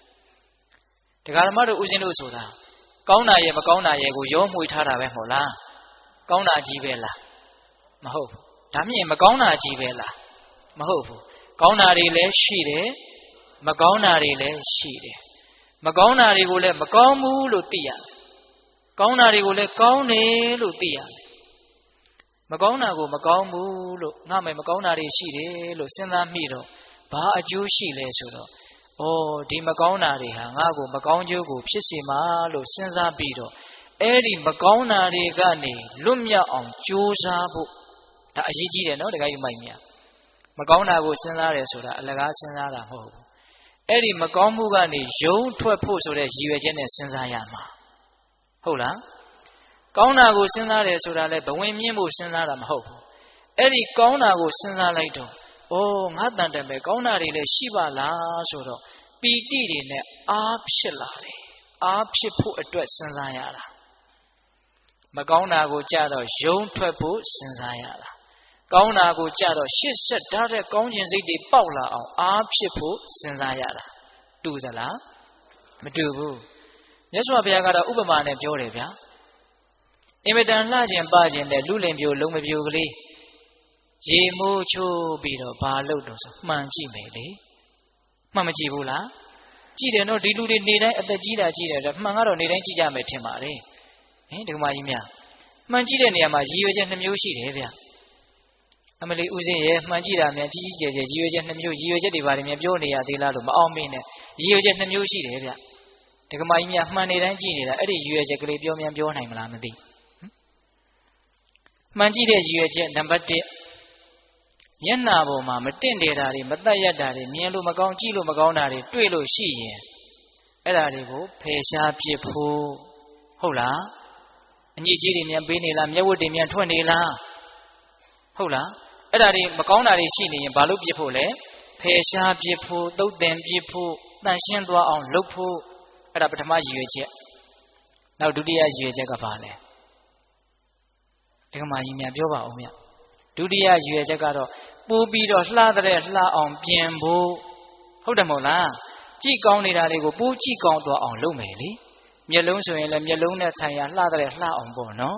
တချို့ဆိုရင်မျက်နှာပေါ်မှာအယောင်ကိုစုံလို့လှုပ်ထားလိုက်တာကြည့်ကောင်းမလားဆိုပြီးတော့လှုပ်တာပဲကြည့်ကောင်းမကောင်းဆိုတာတော့တချို့လည်းကြည့်ကောင်းရင်ကောင်းမှာပေါ့ထားပါတော့လေအဲ့တော့ဒုတိယရည်ရွယ်ချက်ကဘာလဲဆိုရင်ပင်ကိုကောင်းနေတာလေးကိုပိုးပြီးတော့ကောင်းတဲ့ကောင်းအောင်လုပ်ဖို့ဒါလေးမပါဘူးလားပါတယ်ဗျပေါ့ပေါ့တန်တန်သဘောမထားနဲ့နော်မြတ်စွာဘုရားအဲ့ဒီတိုင်းပြောတာဗျမှန်ကြည့်တယ်လို့ပဲတဲ့တရားဒီဟုသောမှန်ကိုထောင်းပြီးတော့ကြည်စမ်းပါမကောင်းတာကိုတွေ့လို့ရှိရင်အဲ့ဒီလူလင်မျိုးလုံမပြိုဟာဖယ်ရှားပြစ်တယ်လို့မျိုးအညစ်အကြေးကိုဖယ်ရှားပြစ်ရကောင်းတာတွေ့လာရင်အိုးဒီကောင်းတာလေးရှိတယ်ကောင်းတာလေးဟာချမ်းသာတယ်ဆိုပြီးတော့ကောင်းတဲ့ကောင်းအောင်ကြိုးစားရမယ်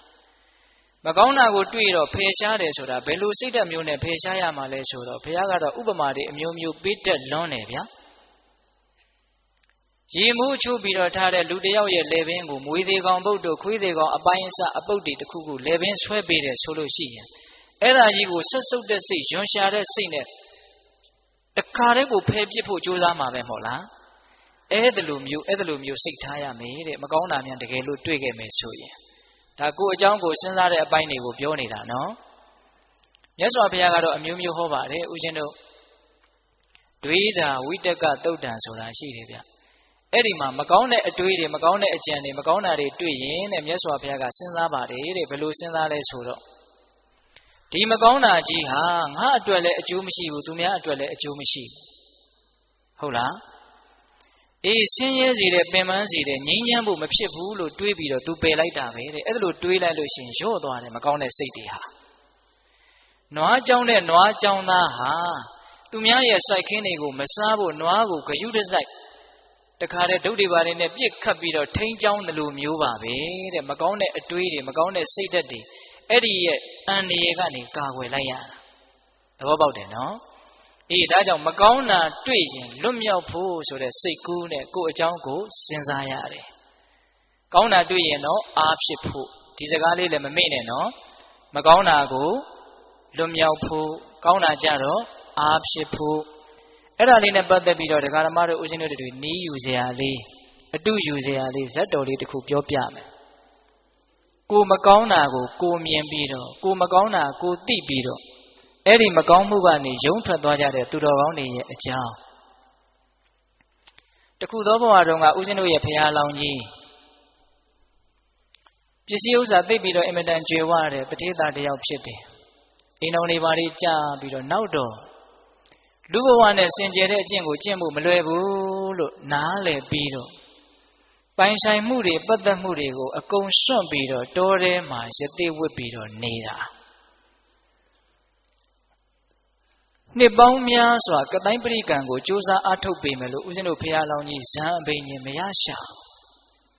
ဒီပြင်ဇတ်တော်တွေထဲဆိုရင်မကြခင်မှာပဲဇံအဘိညာဉ်ရတယ်လို့တွေ့ရတယ်အဲ့ဒီဇတ်တော်မှာမရဘူးဘာကြောင့်မရတယ်လဲဆိုတော့ဦးဇင်းတို့ဖရာလောင်းကြီးကသူ့ရဲ့အမျိုးမြတ်တာကိုအကြောင်းပြုပြီးတော့မာနအင်မတန်ကြီးတယ်တဲ့ပိဋကဘာကြောင့်ဇံမရတာတော့မာနကြီးလို့တဲ့အဲ့ဒါတောထဲမှာတရားတော်အားထုတ်နေတာပဲတရားကမရဘူးအဲ့ဒါတနေ့တော့ဥပုပ်နေ့တနေ့မှာသူ့ရဲ့ကြောင်းထဲကိုကြောင်းဝင်းထဲကိုတိရစ္ဆာန်၄ကောင်ရောက်လာတယ်အဲ့ဒီတိရစ္ဆာန်၄ကောင်ကဥပုပ်စောက်မယ်ဆိုတဲ့ရည်ရွယ်ချက်နဲ့ရောက်လာတာအခိုက်အတန့်တိရစ္ဆာန်ဖြစ်နေပြီမလို့အဲ့ဒါသူတော်ကောင်းအလောင်းအလျာတွေအဲ့ဒီတိရစ္ဆာန်တွေကပထမဘယ်သူရောက်လာလဲဆိုတော့အရှင်အနုရုဒ္ဓဖြစ်လာမဲ့ခိုကလေးရောက်လာတယ်အဲ့ဒီခိုကလေးကဘယ်နဲ့ကြောင့်ရောက်လာတော့ဆိုတော့အဲ့ဒီဥပုပ်နေ့နနက်ခင်းမှာသူကအစာရှာတယ်သူ့ခိုမကလေးနဲ့အစာရှာတယ်အဲ့ဒီလိုအစာရှာနေတော့ကောင်းငင်ကစွန်တကောင်ကအဲ့ဒီခိုကိုလမ်းပြီးတော့တုတ်တာ ခိုမာလေးကကန်ဆိုးတော့သိမ့်ရဲ့စွန်ရဲ့လက်သေးကြားမှာပါသွားတာအဲ့ဒါခေါင်းဖြတ်ပြီးတော့သွေးတန်ရည်ရစားပလိုက်တယ်အဲ့ဒီမှာဦးဇင်းတို့ရှင်အနုဒ္ဒရာဖြစ်လာမဲ့ခိုကလေးကတဏှာကနေကြည်ပြီးတော့အင်မတန်စိတ်ဆင်းရဲတဲ့ပူလောင်တဲ့သူခံစားရတယ်ငါခိုမာလေးတည်သွားပြီမရှိတော့အဲ့ဒါနဲ့သူအစာဆက်ရှာလို့မရဘူးအင်မတန်ဆင်းရဲတယ်အဲ့ဒီမှာသူစဉ်းစားတယ်တဲ့ဘာစဉ်းစားတော့ဆိုတော့ဒီလောက်ပူလောင်တဲ့ဆင်းရဲဘာကြောင့်ဖြစ်တယ်လဲလို့စဉ်းစားတယ်တဲ့ဦးဇင်းကဒါလေးတွေကိုသဘောကျတာဗျစိတ်တွေဆင်းရဲလာပြီဆိုရင်ရက်ပြီးတော့နည်းနည်းလောက်စဉ်းစားကြည့်စမ်းပါတရားခံရှာတာနော်ဒါဘာကြောင့်ဆင်းရဲတာလဲဒါလေးစဉ်းစားတဲ့အဲ့ဒီတော့အဲ့ဒီခိုလေးကဉာဏ်ရှိတဲ့ခိုကလေးဆိုတော့အဖြေမှန်တွေ့တယ်ဩငါရဲ့ခိုမရဲ့အပေါ်မှာမပြတ်သားတဲ့တန်ရောစဉ်အနှောင်အဖွဲကြောင့်ငါစိတ်ဆင်းရဲရတာကိုစွန်ရဲကြောင့်စိတ်ဆင်းရဲတာလို့ဒီလိုအဖြေမှားမတွေ့ဘူးနော်ခိုမာလေးသေလို့စိတ်ဆင်းရဲတာလို့လည်းဒီလိုအဖြေမှားမတွေ့ဘူးနော်ဒီပြင်ခိုမတွေလည်းသေနေတာပဲဗျအဲ့ဒါသေတော့ तू စိတ်ဆင်းရဲလားမဆင်းရဲဘူးဘသူခိုသေးလို့ तू စိတ်ဆင်းရဲတာလဲငါခိုသေးလို့စိတ်ဆင်းရဲတာအဲ့ဒီငါခိုဆိုတာကိုကစပြီးတော့ဆက်သွယ်မှုတန်ရောစဉ်ပေါ့ဗျာဟုတ်လားအဲ့ဒီတော့အဲ့ဒီတန်ရောစဉ်တဏှာတရားကြောင့် तू စိတ်ဆင်းရဲတာလို့အကြောင်းမှန်ကိုတွေ့တော့ तू အကြောင်း तू စဉ်းစားတာနော်ဒကမာကြီးများဒီတဏှာတန်ရောစဉ်ကိုငါပေတတ်မယ်နှိပ်ကွမယ်ဆိုတဲ့စိတ်နဲ့အဲ့ဒါဦးဇင်းတို့ဘုရားလောင်းရဲ့အကြောင်းကိုရောက်လာတာတဲ့သူ့ရဲ့ဥပုသ်ဆောင်ခြင်းရည်ရွယ်ချက်တဏှာတန်ရောစဉ်တွေကိုစွန့်ခွာဖို့နှိပ်ကွဖို့အနိုင်ယူဖို့ဆိုတဲ့ရည်ရွယ်ချက်နဲ့အကြောင်းကိုရောက်လာတာဥပုသ်တွေဥပုသ်ဆောင်ကြတဲ့အခါမှာဒီလိုရည်ရွယ်ချက်လေးတွေရှေးတုန်းကရှိခဲ့ဘူးတယ်ဆိုတာလေးကိုသတိထားဖို့မလိုဘူးလားလိုတယ်အဲ့ဒါကခိုးရဲ့ရောက်လာခြင်းအကြောင်းနောက်ထပ်ရောက်လာတာကမွေတကောင်ရောက်လာတယ်အဲ့ဒီမွေကရှင်သာရိပုတ္တရာဖြစ်လာမဲ့မွေသူကဘာလို့ရောက်လာတော့ဆိုတော့တောထဲမှာသူ့နေရာသူနေတာပါပဲအဲ့ဒါအဲ့ဒီရွာနီးနားကလူတွေကတကိုယ်လုံးဆွတ်ဆွတ်ဖြူနေတဲ့နွားလားဥဒ္ဒဖကြီးကိုပန်းနေပန်းဆေးရောင်စုံတွေချဲပြီးတော့ပူဇော်ကြတာတဲ့ဗျာဥစီဘုံမောင်းတွေတီးပြီးတော့အဲ့ဒါနွားကြီးကလည်းပျော်လွန်းလို့ခုံပေါက်ပြီးတော့တခါလဲဂျူတွေပါတွေသွေးခွာတွေပါတွေရက်တော့စောစောတုန်းကအိတ်နေတဲ့မွေရဲ့အမီးကိုတက်နေမိတာအဲ့ဒီမှာစိတ်တူပြီးတော့ဒေါသကိုမထိန်နိုင်မဲနဲ့အဲ့ဒီနွားကြီးကိုပေါက်လိုက်တာအဲ့ဒီနွားကြီးဟာအဲ့ဒီနားတင်ပွဲချင်းပြီးသေချတယ်နွားကြီးသေတော့လူတွေကလည်းပဲဟာနွားကြီးသေတယ်ဆိုစိတ်မကောင်းဖြစ်တဲ့လူကဖြစ်ငိုတဲ့လူကငိုဒီလိုဖြစ်တယ်အဲ့ဒါကိုတဏှာကနေမွေကကြည်ပြီးတော့ဩကြည်စမ်းနွားကြီးလည်းသေရတယ်လူတွေလည်းစိတ်မကောင်းဖြစ်ရတယ်ငါလည်းပဲငါလှုပ်ရဲ့အတွက်စိတ်မချမ်းမသာဖြစ်ရတယ်ဒီလိုအကျိုးနည်းမှုတွေစိတ်ဆင်းရဲမှုတွေဘာကြောင့်ဖြစ်တာလဲလို့သူကလည်းအကြောင်းရှာတယ်သူအကြောင်းသူတွေးနေတာနော်အဲ့ဒီမှာအဖြေတွေ့တယ်ငါရဲ့ဒေါသ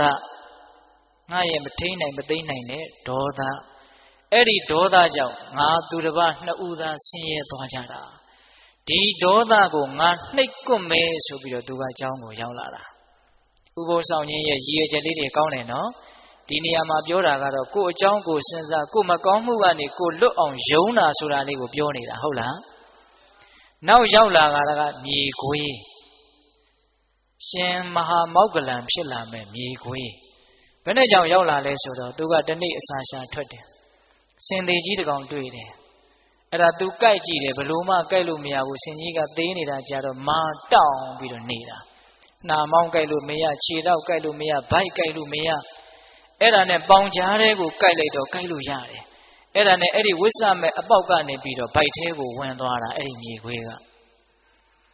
အဲ့ဒါရေစာရင်သွေးကိုတောက်အစာရှာရင်အစာစားလို့ရှိရင်ကလေးစားတွေကိုစားပြီးတော့အဲ့ဒီထဲမှာပဲအိပ်ပြီးတော့နေတာဗျာအဲ့ဒါနေကြီးကကြစ်ကြစ်တော့ပူတဲ့အခါကျတော့သူဝင်ခဲ့တဲ့အပေါက်ကြီးကရှုံပြီးတော့တဖြည်းဖြည်းနဲ့ပိတ်သွားတာပိတ်သွားတော့မှောင်မဲပြီးတော့သူအဲ့ဒီမှာကြောက်ကြောက်လန့်လန့်နဲ့အတင်းတိုးထွက်တယ်ဘယ်လိုမှထွက်မရဘူးအဲ့ဒါနဲ့အဲ့ဒီထဲမှာသူလန့်ကြောက်ပြီးတော့တရက်နှစ်ရက်သူနေရတယ်အင်မတန်ထွက်ချင်တယ်အဲ့ဒါကံကောင်းတော့မိုးကြီးကပြုံးနဲ့ရွာချတော့အဲ့ဒီအပေါက်ကြီးကပြန်ပွားပြီးတော့ပွင့်သွားတယ်အဲ့ဒါအပေါက်ကြီးကျေအောင်သူမစောင့်နိုင်ဘူးအလောတကောအတင်းတိုးထွက်တာ တို့ထွက်တော့အရေခွန်တွေပါတွေစုပ်ပြက်ပြီးတော့အမွှေးတွေပါတွေကျွတ်ပြီးတော့သွေးတန်ရဲရဲနဲ့ကြီးကျယ်တဲ့ဆင်းရဲကိုသူခံစားရတယ်တဏှာရောက်မှအဲ့ဒီဆင်းကြီးကိုသူကြည့်ပြီးတော့ကြည်စမ်းဆင်းရဲလိုက်တာဒီစိတ်ရဲ့ဆင်းရဲကိုယ်ရဲ့ဆင်းရဲဘာကြောင့်ဖြစ်တယ်လဲတဲ့သူအကြောင်းသူစဉ်းစားတာအဲ့ဒီတော့ဘာတွေ့လဲဆိုတော့မစင်မချင်းလိုချင်တဲ့လောဘဘာကိုသွားတွေ့လဲလောဘကိုသွားတွေ့တာဒီလောဘကြောင့်ငါဆင်းရဲရတာဒီလောဘကိုငါနှိပ်ကွပ်မယ်ဆိုပြီးတော့သူကအကြောင်းကိုရောက်လာတာနောက်ထပ်စတုထမြောက်ရောက်လာတာကဝက်ဝင်ကြီးရှင်မဟာကတ္တပဖြစ်လာမဲ့ဝက်ဝင်ကြီးဘယ်နဲ့ကြောင့်သူကရောက်လာလဲဆိုတော့သူ့တောထဲမှာစားလျာတွေတလောက်များနေတာကိုသူကဘယ်လိုစဉ်းစားလဲဆိုတော့လူတွေနေတဲ့ရွာတဲ့ရက်ထဲကိုသွားပြီးတော့အစာရှာရရင်ကောင်းကောင်းမွန်မွန်ဘာလေးများတွေ့မလဲမသိဘူးဆိုပြီးတော့လူတွေနေတဲ့ရွာထဲကိုသွားပြီးတော့အစာရှာတာအဲ့ဒီမှာလူတွေကဒုတ်တွေခဲတွေဓာတ်တွေနဲ့သူ့ကိုလိုက်ကြတာဝက်ဝင်ကြီးဆိုပြီးတော့စားမယ်ဆိုတော့လိုက်တာအဲ့ဒါဝက်ဝင်ကြီးပြေးရတယ်ပြေးရင်းနဲ့ပေါက်လိုက်တဲ့ခဲတလုံးကသူ့ရဲ့ခေါင်းကိုမှန်းပြီးတော့ခေါင်းဟက်တက်ကွဲတယ်သွေးဆက်လက်နဲ့ဆက်ပြေးတယ်ကံကောင်းတော့လွတ်သွားတယ်အဲ့ဒါတိုးတဲ့ရောက်တော့သူထိုင်ပြီးတော့စဉ်းစားတယ်ခွေးပြေးဝက်ပြေးသေပြေးရှင်ပြေးပြေးခဲ့ရတာသွေးတွေလည်းထွက်လို့ဒီဆင်းရဲဘာကြောင့်တွေ့တယ်လဲ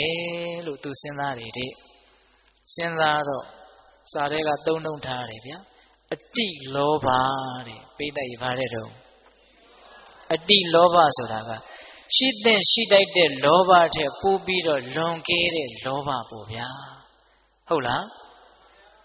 စာဝတ်နေရေးမှာမပြည့်စုံတဲ့လူကကားစီးကျင်တာမျိုးဖြစ်ခြင်းဖြစ်မယ်ပေါ့ဟုတ်လားအေးအဲ့လိုမျိုးကိုယ်နဲ့မတန်မရာတွေမှန်းပြီးတော့စိတ်ရဲ့ပူလောင်မှုကိုကြံ့ကြံ့ဖန်ဖန်ယူကြတဲ့လူတွေအတိလောဘဒါမျိုးပြောတာနော်အဲ့ဒီအတိလောဘကြောင့်ငါဆင်းရဲတာလို့ဝက်ဝင်ကြီးကသိတော့အဲ့ဒီအတိလောဘကိုနှိပ်ကွပ်မယ်ဆိုပြီးတော့ကျောင်းကိုရောက်လာတာတိရစ္ဆာန်၄ကောင်ရောက်လာတယ်နော်အဲ့ဒီနေ့မှာပဲထူးထူးခြားခြားဦးဇင်းတို့ဘုရားလောင်းကြီးကဇံအပိန်ရင်ရတယ်ဘာကြောင့်ရတယ်လဲဆိုတော့သူ့ရဲ့မာနကိုနှိပ်ကွပ်နိုင်လို့အဲ့ဒါသူတယောက်တည်းနဲ့နှိပ်ကွပ်တာတော့မဟုတ်ဘူးဗျအကြောင်းအထောက်ပံ့အရှင်ပြည့်စေကဗုဒ္ဓတပါးကလာပြီးတော့ကူညီတာနန္ဒမူလှိုင်ကူမှာတရင်သုံးတော်မူတဲ့ပြည့်စေကဗုဒ္ဓမြတ်တေတဲကတပါးလှမ်းပြီးတော့ကြည့်တဲ့အခါကျတော့ဘုရားလောင်းကိုမြင်တယ်ကြည်စမ်းမြင်းကောင်းခွာလိပ်ပန်းကောင်းအညွန့်ကျိုးဖြစ်နေတာဉာဏ်ပညာကြီးကျယ်ပါလဲကင်နဲ့မာနကရှေ့ကခံနေလို့ဇံပင်ကြီးမရရှာဘူးငါသွားပြီးတော့ကူညီမယ်ဆိုပြီးတော့ပြည့်စေကဗုဒ္ဓအရှင်မြတ်ကကောင်းကင်ခကြီးကနေဇံရင်စီးပြီးတော့ကြွလာတာ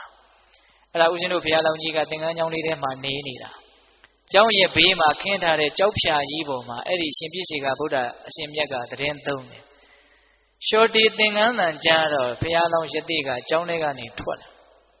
ကြည်စမ်းငါနေရာကိုငါမပေးဘဲနဲ့ပိုင်စိုးပိုင်နဲ့ဝင်ပြီးတော့ထိုင်နေလိုက်တာပင်ကိုကမှမာနကခက်ကြီးကြီးဆိုတော့ပြုံးငနဲ့သူ့ကိုဥထိတ်မထားရမလားဆိုတဲ့အတွေ့ဖြစ်ကောင်းဖြစ်မယ်ပေါ့နော်အဲ့ဒါသူအင်မတန်စိတ်တူတယ်ဘုရားလောင်းကြီးအဲ့ဒါပြည့်စေကဗုဒ္ဓအရှင်မြတ်ကြီးရှိကိုသွားပြီးတော့လက်ဖြစ်တီးပြီးတော့ဟဲသူရုပ်ပြက်လေလို့ဟဲလူရုပ်မှာဒီနာမနေနဲ့သွားလို့ပြောတာပါပဲအဲ့ဒီမှာပြည့်စေကဗုဒ္ဓအရှင်မြတ်ကသူတော်ကောင်းသင်ပေါင်းပဲကြောင့်ဒီလောက်မာနတွေကြီးနေတာလေတကယ်ဆိုရင်သင်ဟာလာမဲ့ဗဒ္ဒကဘာမှာလေးစုမြောက်ပွင့်မဲ့ဂေါတမဗုဒ္ဓဘုရားအလောင်းမဲ့သင်ရဲ့အဖေကဘယ်သူဖြစ်လိမ့်မယ်သင်ရဲ့အမေကဘယ်သူဖြစ်လိမ့်မယ်လက်ဝဲရံကဘယ်သူလက်ရရံကဘယ်သူဖြစ်လိမ့်မယ်လို့အနာဂတ်တွေကိုလာပြောနေတာ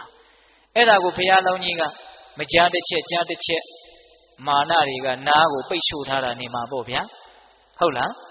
ဖျားဖြစ်အောင်ဘယ်လိုလုပ်ရမှလဲဘာမှမမေးဘူးဒီတိုင်းကြီးတိုင်ကြီးတိုင်ထောင်ထားသလိုတောင့်တောင့်ကြီးရက်နေတာ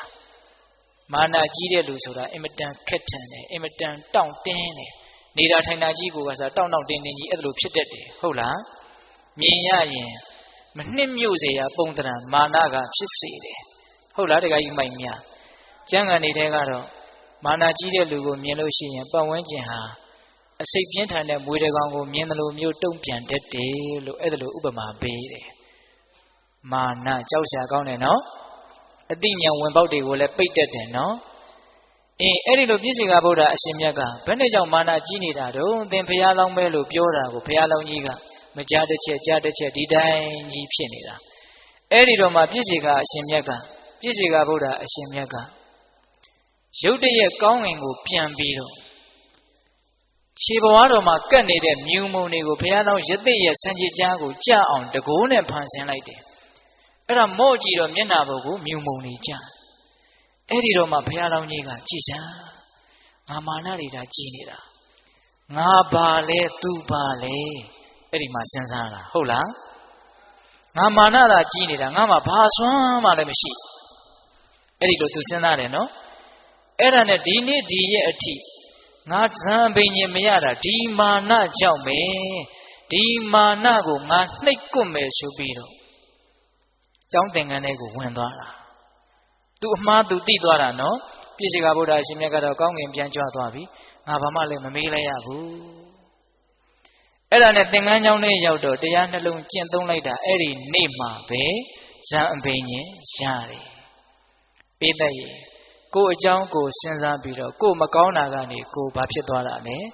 ယုံထွက်သွားကြတာမကောင်းဘူးလား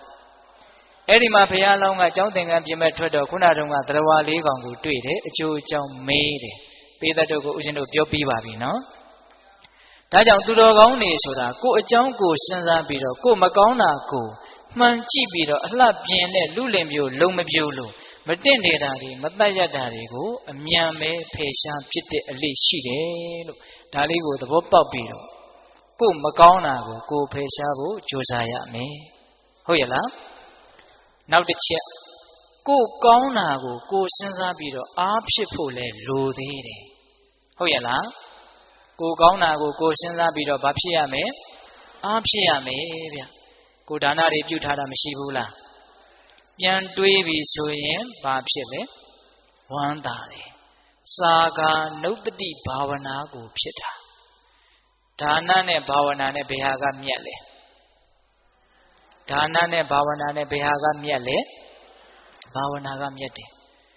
လှုပ်တုံးကဒါနလှုပ်တယ်ပြန်စဉ်းစားတော့ဘာဝနာကိုဖြစ်တယ်စာကာနုတ္တိဘာဝနာကိုဖြစ်တယ်အရင်နဲ့အမျက်ကအတိုးကပိုကြီးနေတဲ့အဓိပ္ပာယ်ဟုတ်လားကိုယ့်ရဲ့သီလကိုကိုပြန်စဉ်းစားရင်ဘာဖြစ်လဲသီလနုတ္တိဖြစ်တယ်ဘာဝနာကိုဖြစ်တယ်ကိုကောင်းတာကိုကိုသိရတာဟာအင်မတန်ကြီးကျယ်တဲ့အမျက်ကိုရတယ်လို့ပြောချင်တာဟုတ်လားဒါကြောင့်ကိုဒါနကိုကိုစဉ်းစားရမယ်ကိုရဲ့စွန့်လွတ်နိုင်စွမ်းအားပေါ့နော်ကိုသီလကိုကိုပြန်စဉ်းစားရမယ်ကိုရဲ့စောင့်စည်းနိုင်စွမ်းအားပေါ့နော်ဟုတ်လားမြတ်စွာဘုရားကတော့ညွှန်ကြားပါတယ်ဗျာနတ်တွေရှိတယ်သူတို့ကောင်းလို့နတ်တွေဖြစ်သွားတာသူတို့မှသာလျှင်နတ်ပြည်ရောက်ကြောင်းကောင်းမှုတွေရှိတာမဟုတ်ဘူးငါမှလည်းပဲကောင်းမှုတွေရှိတယ်လို့နတ်တွေကိုတတ်သိအရာထားပြီးတော့ကိုကောင်းတာကိုကိုစဉ်းစားရင်လည်းဘာဝနာဖြစ်တယ်အဲ့ဒါဘာဘာဝနာလဲဒေဝတာနုတ္တိဘာဝနာဖြစ်တယ်ဟုတ်ရဲ့လားဘဝင်မြင့်ဖို့ပြောနေတာလားအားဖြစ်ဖို့ပြောနေတာလားကိုကောင်းတာကိုကိုတကယ်မြင်လို့ရှိရင်စဉ်းစားမိရင်အားတကယ်ဖြစ်တယ်ဗျဟုတ်လားဒါကြောင့်ကိုလှုပ်ထားတဲ့ကောင်းမှုကလေးတွေနဲ့ပတ်သက်ပြီးတော့စဉ်းစားကြရမယ်နော်ဟုတ်လားဒါနနဲ့ပတ်သက်ပြီးတော့လဲစဉ်းစားသီလနဲ့ပတ်သက်ပြီးတော့လဲစဉ်းစားဟုတ်ရဲ့လားအခုဆိုကြပါစို့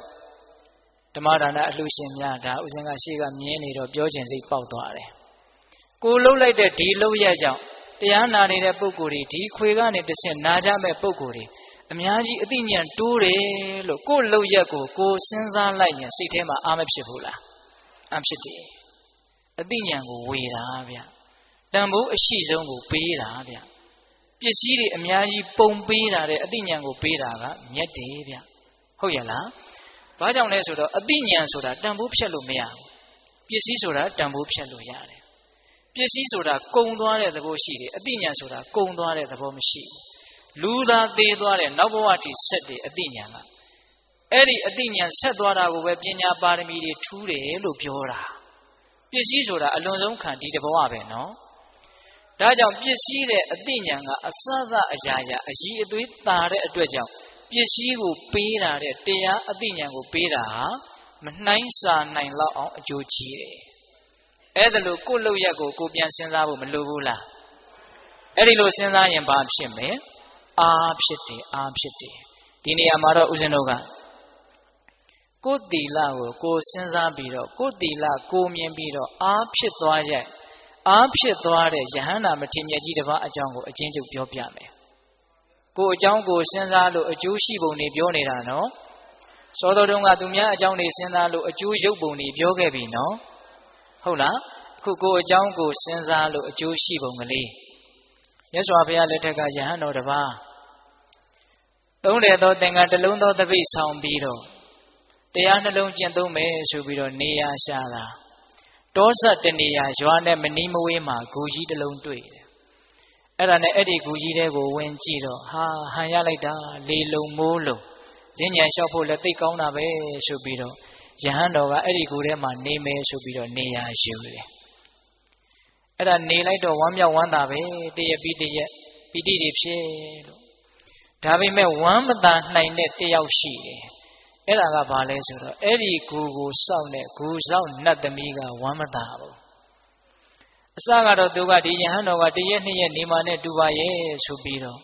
သားလေးသမီးလေးလက်ဆိုတော်တဲ့သစ်ပင်မှာနေတာယဟန်တော်ပြန်မဲ့အချိန်ကိုစောင့်နေတာယဟန်တော်ကသီလရှိတော့သူကအဲ့ဒီဂူထဲမှာမနေနိုင်ဘူး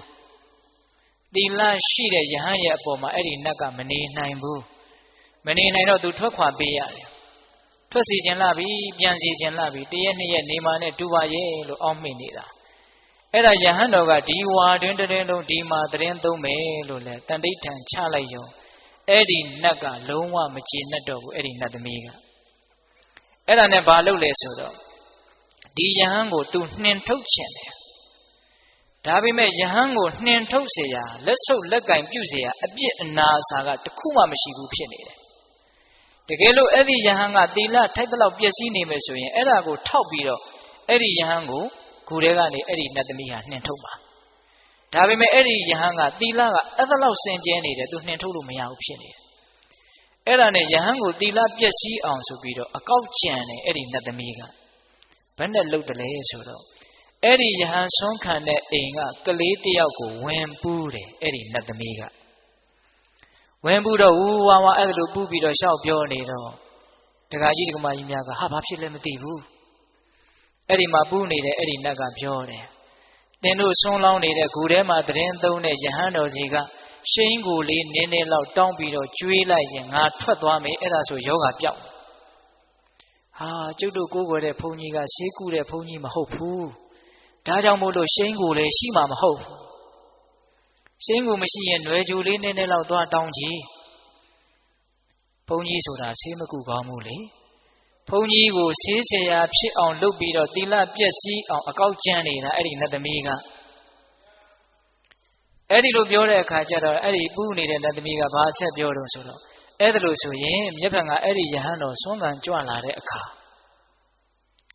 ခြေစည်းရည်ပြင်မှာခြေဆေးပြီးတော့အဲ့ဒီခြေစည်းရည်ကိုခွက်နဲ့ခံပြီးတော့တင့်ရဲ့သားရဲ့ခေါင်းကိုလောင်းမယ်ဆိုရင်ယောဂပျောက်စေရမယ်သူဖန်ဆားထားတဲ့ယောဂပေါ့ဗျာအဲ့ဒီလိုပြောတော့ဒကာကြီးဒကမကြီးများအဲ့ဒါလောက်တော့ဖြစ်ပါတယ်ဆိုပြီးတော့နောက်နေ့ယဟန်တော်ကြွလာတော့အဲ့ဒီလိုပြောတော့နတ်ကခွာသွားရောပေါ့ဟုတ်လားနောက်နေ့ယဟန်တော်ကြွလာတော့အဲ့ဒီယဟန်တော်ရဲ့ခြေထောက်အစုံကိုရေဆေးပြီးတော့အောက်ကခြေသေးရေခံထားတယ်ခံထားပြီးတော့သူ့သားရဲ့ခေါင်းကိုလောင်းပေးတယ်ယဟန်တော်ကတော့ဘာလို့လုံမှန်းတော့မသိပါဘူးခြေသေးရေယူတော့ယူသွားပေါ့သူဘာမှမသိပဲကိုဟုတ်လားအဲ့ဒါနဲ့ဆုံးခံဆုံးဖုံးပေးပြီးတော့သူ့ဂူထဲကိုပြန်ကြွလာတော့ဂူဘဝမှာအဲ့ဒီနတ်သမီးကခက်တီတီရက်ပြီးတော့လက်ညှိုးငေါက်တောက်ထိုးတယ်တဲ့ယဟန်တော်ကိုနှုတ်ကလည်းမြက်ပြီးတော့ပြောတယ်တဲ့ဘယ်လိုပြောလဲဆိုတော့ဆေးဆရာကြီးဂူထဲကိုမလာခဲ့ပါနဲ့လို့အဲ့ဒါလိုပြောတယ်တဲ့အဲ့ဒီတော့အဲ့ဒီယဟန်တော်ကစဉ်းစားတယ်ငါလည်းဘယ်သူမှဆေးမကုရပါဘူးသင်ဘာတွေပြောနေတာတော့သင်ဘာဆေးမကုရမလဲနော်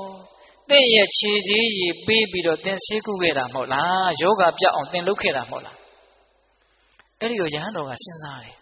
ဘာလဲဒီနတ်ငါလည်းဆေးမကုပဲနဲ့ငါ့ကိုဆေးကုအောင်သူကဖန်ဆားပြီးတော့ခြေစည်းရည်ပေးစီပြီးတော့ငါ့ကိုဆေးဆရာဖြစ်အောင်လုပ်တာကိုသဘောပေါက်သွားတယ်အဲ့ဒါနဲ့သူကစဉ်းစားတယ်ဆက်ပြီးတော့သူ့အကြောင်းသူစဉ်းစားတယ်ဩ ငါဟာနတ်တစ်ပါးကတောင်မှအပြစ်ရှာလို့မရအောင်စင်ကြယ်တဲ့ငါပါလားငါကိုအပြစ်ရှိအောင်ကြံဖန်ပြီးတော့သူလုပ်ရတယ်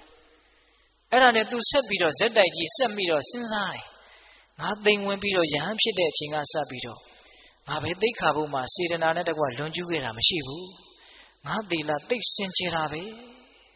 ပီတိတွေဖြစ်လာပြီနော်ပိဋကရဲ့သူ့ရဲ့ကောင်းတဲ့အချက်ကိုသူစဉ်းစားမိသွားပြီနော်အဲ့ဒါဆက်ပြီးတော့စဉ်းစားရင်းနဲ့ပီတိတွေကသိပ်ပြီးတော့ဖြစ်လာတော့အေးချမ်းမှုဆိုတဲ့ပတ္တိကိုကူးသွားတယ်ကိုယ့်ရဲ့သီလပြည့်စုံတာကိုစဉ်းစားမိတော့ပီတိဖြစ်တယ်ပီတိကနေပတ္တိဖြစ်တယ်ဂွင်းဆက်မပြတ်စေနဲ့နော်လေးနဲ့တာလေးဆက်ပြောတော့မှာဟုတ်လားပတ္တိဖြစ်လာတော့ငြိမ်းအေးလာတော့ဘာဖြစ်တုံဆိုတော့ဒုက္ခချမ်းသာလာတယ်ပီတိဖြစ်တော့ပတ္တိဖြစ်တယ်ပတ္တိဖြစ်တော့ဒုက္ခဖြစ်တယ်ချမ်းသာလာတော့တည်ငြိမ်းလာတယ်ဒုက္ခဖြစ်ရင်တမာတိဖြစ်တယ်တမာတိဆိုတာချမ်းသာမှဖြစ်တာဗျစိတ်ချမ်းသာလာမှတည်ငြိမ်တာစိတ်ဆင်းရဲနေဘယ်တည်ငြိမ်ပါလဲရောက်ရက်ခတ်နေပြီဟုတ်လားတည်ငြိမ်လာပြီတမာတိဖြစ်လာပြီဆိုတော့ယထာဘူတဟုတ်သည့်အတိုင်းမှန်သည့်အတိုင်းမြင်လာတယ်စိတ်ကငြိမ်မှမှန်တာကိုမှန်တဲ့အတိုင်းမြင်တာဟုတ်လားအဲ့ဒီယထာဘူတဟုတ်သည့်အတိုင်းမှန်သည့်အတိုင်းမြင်တော့ဘဝဆိုတာတကယ်စင်စစ်ဆင်းရဲတွေတိဆောက်ထားတာကိုလို့အမှန်တိုင်းမြင်တဲ့အတွက်ကြောင့်ညီးငွေလာတယ်တဲ့ဆိုလိုတာကဉာဏ်တဆင့်တက်သွားတယ်အမှန်မြင်ပြီးတော့ညီးငွေသွားတာအမှန်မြင်တော့ညီးငွေစရာကြီးလို့သိလို့ညီးငွေစရာမှုလို့ညီးငွေသွားတာတရားကသူ့ကိုညီးငွေအောင်လှုပ်လိုက်တာမဟုတ်ဘူးဟုတ်လားကိုယ့်ရဲ့အသိဉာဏ်ကညီးငွေစရာကြီးလို့သိလို့ညီးငွေသွားတာဟုတ်ရဲ့လားအဲ့ဒီညီးငွေရာကနေပြီးတော့ဘာဖြစ်တော့နိဗ္ဗိဏဉာဏ်ကနေတတ်မဲ့မှုကင်းတဲ့မဲ့ဉာဏ်တဲ့ဖြစ်သွားတာမဲ့ဉာဏ်ကနေတဖန်ငြိမ်းအေးတဲ့ဖို့ဉာဏ်ကနေကိုယ့်ရဲ့ကိလေသာပယ်ပုံတွေကိုပြန်ပြီးတော့စဉ်းစားဆင်ခြင်တဲ့ပိစဝခဏဉာဏ်နေအစဉ်စဉ်တက်ပြီးတော့အဲ့ဒီယဟန်တော်သည်ယဟန္တာဖြစ်သွားတယ်ဟုတ်လားကိုကောင်းတာကိုကိုမြင်ပြီးတော့အားတွေအစဉ်စဉ်တက်ပြီးတော့အည်အသွေးတွေအစဉ်စဉ်မြင့်မသွားဘူးလားမြင့်သွားတယ်ဒါကြောင့်ဒါနပြုပြီးရင်စဉ်းစားသီလဆောက်တည်ပြီးရင်စဉ်းစားဟာကောင်းတာလေးတွေလုပ်ရနေတယ်အရာတော်တယ်အဲ့ဒီလိုစဉ်းစားတော့သေချာပေါက်စိတ်ချမ်းသာလိမ့်မယ်အဲ့ဒီစိတ်ချမ်းသာမှုတွေထက်ချီးတလဲလဲဖြစ်ပြီးဆိုလို့ရှိရင်တည်ငြိမ်မှုတွေဖြစ်ပြီးတော့ဉာဏ်တွေဟာတဖြည်းဖြည်းနဲ့ရှင်းလာလိမ့်မယ်ဒါမြတ်စွာဘုရားအင်္ဂုတ္တပါဠိတော်မှာအာကင်ခေယသုတ်တံဆိုပြီးတော့ဟောထားတာရှိတယ်သီလပြည့်စုံရင်အစဉ်စဉ်ဉာဏ်တွေအလိုလိုတက်သွားတဲ့အကြောင်းဘာတွေဖြစ်ပါစေလို့ကိုကဆန္ဒပြုရတာမဟုတ်ဘူးတရားသဘောကိုကအလိုလိုဖြစ်သွားတာသဘောပေါက်လားဒါကြောင့်ကိုယ်သီလကိုစဉ်းစားပြီးတော့ကိုကောင်းတာလေးကိုကြည့်ပြီးတော့အားဖြစ်ဖို့ကြိုးစားရတာကလည်းကြိုးစားရကြိုးမနှက်ဘူးလားနှက်တယ်တက်တည်အနေနဲ့အဲ့ဒီယဟန်တော်ကိုဦးဇင်းတို့ထုတ်ပြလိုက်ပါတယ်ဟုတ်လားအဲ့ဒီမှာအဲ့ဒီယဟန်တော်ကအဲ့ဒီကူထဲမှာပဲဝါတွင်ကာလတည်င်းသုံးသွားတယ်အဲ့ဒီတော့ဒါကိုယ်အကြောင်းကိုစဉ်းစားရင်းနဲ့မကောင်းတာမြင်လည်းပဲအကျိုးရှိတယ်ကောင်းတာမြင်လည်းပဲအကျိုးရှိတယ်မကောင်းတာမြင်တော့လွတ်အောင်ကြိုးစားတယ်ကောင်းတာမြင်တော့အားရှိတယ်ခုဦးဇင်းတို့တရားရဲ့နောက်ဆုံးအပိုင်းကိုယ်အကြောင်းကိုစဉ်းစားတာတဲ့အစစ်မြင့်နဲ့ကိုယ်အကြောင်းကိုသိအောင်လုပ်တဲ့အလုပ်ဒါကတော့အစစ်အမြင့်ဆုံးအပိုင်းကိုရောက်လာပြီဒီတရားမှာလေစောတော်တုန်းကသူများကကိုယ်ကိုမုန်းလို့ပြောတဲ့စကားတွေနှလုံးမသွင်းနဲ့သူများဘာတွေလုပ်တယ်မလုပ်ဘူးဆိုတာကိုအလုပ်တစ်ခုလို့သဘောမထားနဲ့လို့သူ့အကြောင်းနဲ့ပတ်သက်ပြီးတော့ခေါင်းထဲမှာနေရာမပေးဖို့ပထမပိုင်းမပြောခဲ့ဘူးလားပြောခဲ့တယ်ကိုယ်ဘာတွေလုပ်တယ်ကိုယ်ဘာတွေမလုပ်ရသေးဘူးဆိုတာကိုစဉ်းစားရမယ်လို့ခုနတုန်းကတပိုင်းပြောခဲ့တယ်နော်အေးအခုကိုယ့်ရဲ့အကြောင်းကိုကိုယ်တိုင်သိအောင်ကြိုးစားရမယ်တကယ်တမ်းဦးဇင်းတို့တဲ့တဲ့ပြောရရင်အရိယာဖြစ်တယ်ဆိုတာကိုယ်အကြောင်းကိုတကယ်သိသွားတာဗျခုတရားဓမ္မတို့ဦးဇင်းတို့ပုထုဇဉ်တွေဆိုတာကိုယ်အကြောင်းကိုတကယ်မသိကြသေးဘူးဟုတ်လားကိုယ်အကြောင်းကိုကိုယ်မသိသေးတဲ့အစိတ်အပိုင်းကိုယ်မသိသေးတဲ့နယ်ပယ်တွေအများကြီးရှိသေးတယ်ဟုတ်ရဲ့လားအဲ့ဒါဟုတ်လားစိတ်ပိုင်းဆိုင်ရာပိုးပြီးတော့များတယ်မသိတာစိတ်ပိုင်းဆိုင်ရာမဆိုထားနဲ့ဗျရုပ်ပိုင်းဆိုင်ရာတောင်ကိုယ်မသိသေးတဲ့အကြောင်းတွေအများကြီးရှိတယ်ထဲမှာအဆုတ်ကအလုပ်ဘလို့လုပ်တယ်အသေးကအလုပ်ဘလို့လုပ်တယ်ဥကအလုပ်ဘလို့လုပ်တယ်ဟာမသိတာတွေအများကြီးပဲဟင် သူရှင်းနေတာပဲကိုဘာမှမသိဘူး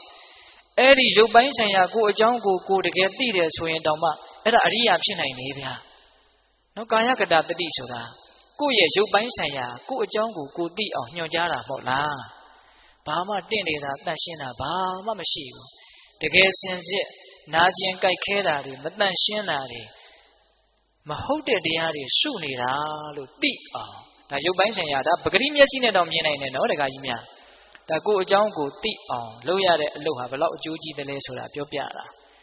စိတ်ပိုင်းဆိုင်ရာနာမ်ပိုင်းဆိုင်ရာခံစားမှုပိုင်းဆိုင်ရာတွေမှာပိုးရှုပ်ထွေးတယ်မသိသေးတာတွေအများကြီးပဲအဲ့တော့ကိုအကြောင်းကိုသိလို့ရှိရင်ဒကာဓမ္မတို့ဦးဇင်းတို့တွေကိုအခက်အခဲကိုလွတ်ငြိမ်းအောင်လုပ်လို့ရတယ်ကိုအကြောင်းမှာကိုမသိဘူးဆိုရင်ကိုအခက်အခဲကိုဘယ်လိုလုပ်လွတ်အောင်လုပ်လို့ရမလဲခုဒကာဓမ္မတို့ဦးဇင်းတို့တွေလူတိုင်းမှာအခက်အခဲကိုစီရှိတယ်နော်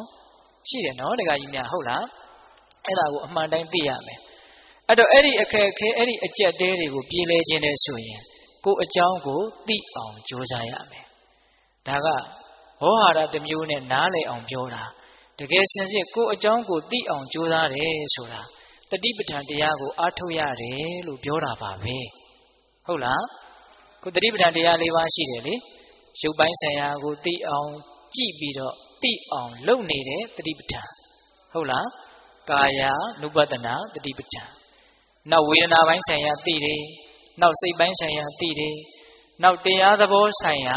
သိတယ်ကာယဝေဒနာစိတ်ဓာတ်ဓမ္မ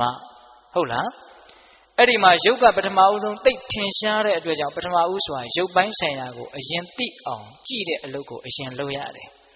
အာနာပါနဝင်လေထွက်လေကိုမှတ်မယ်ဟုတ်လားထိုင်ရင်ထိုင်တယ်လို့သိမယ်သွားရင်သွားတယ်လို့သိမယ်ဟုတ်လားပူရင်ပူတယ်လို့သိမယ်အေးရင်အေးတယ်လို့သိမယ်ဘယ်သူအကြောင်းဘယ်သူသိနေတာလဲကိုအကြောင်းကိုသိနေတာသိပါများလာရင်ဉာဏ်ကထက်လာတာ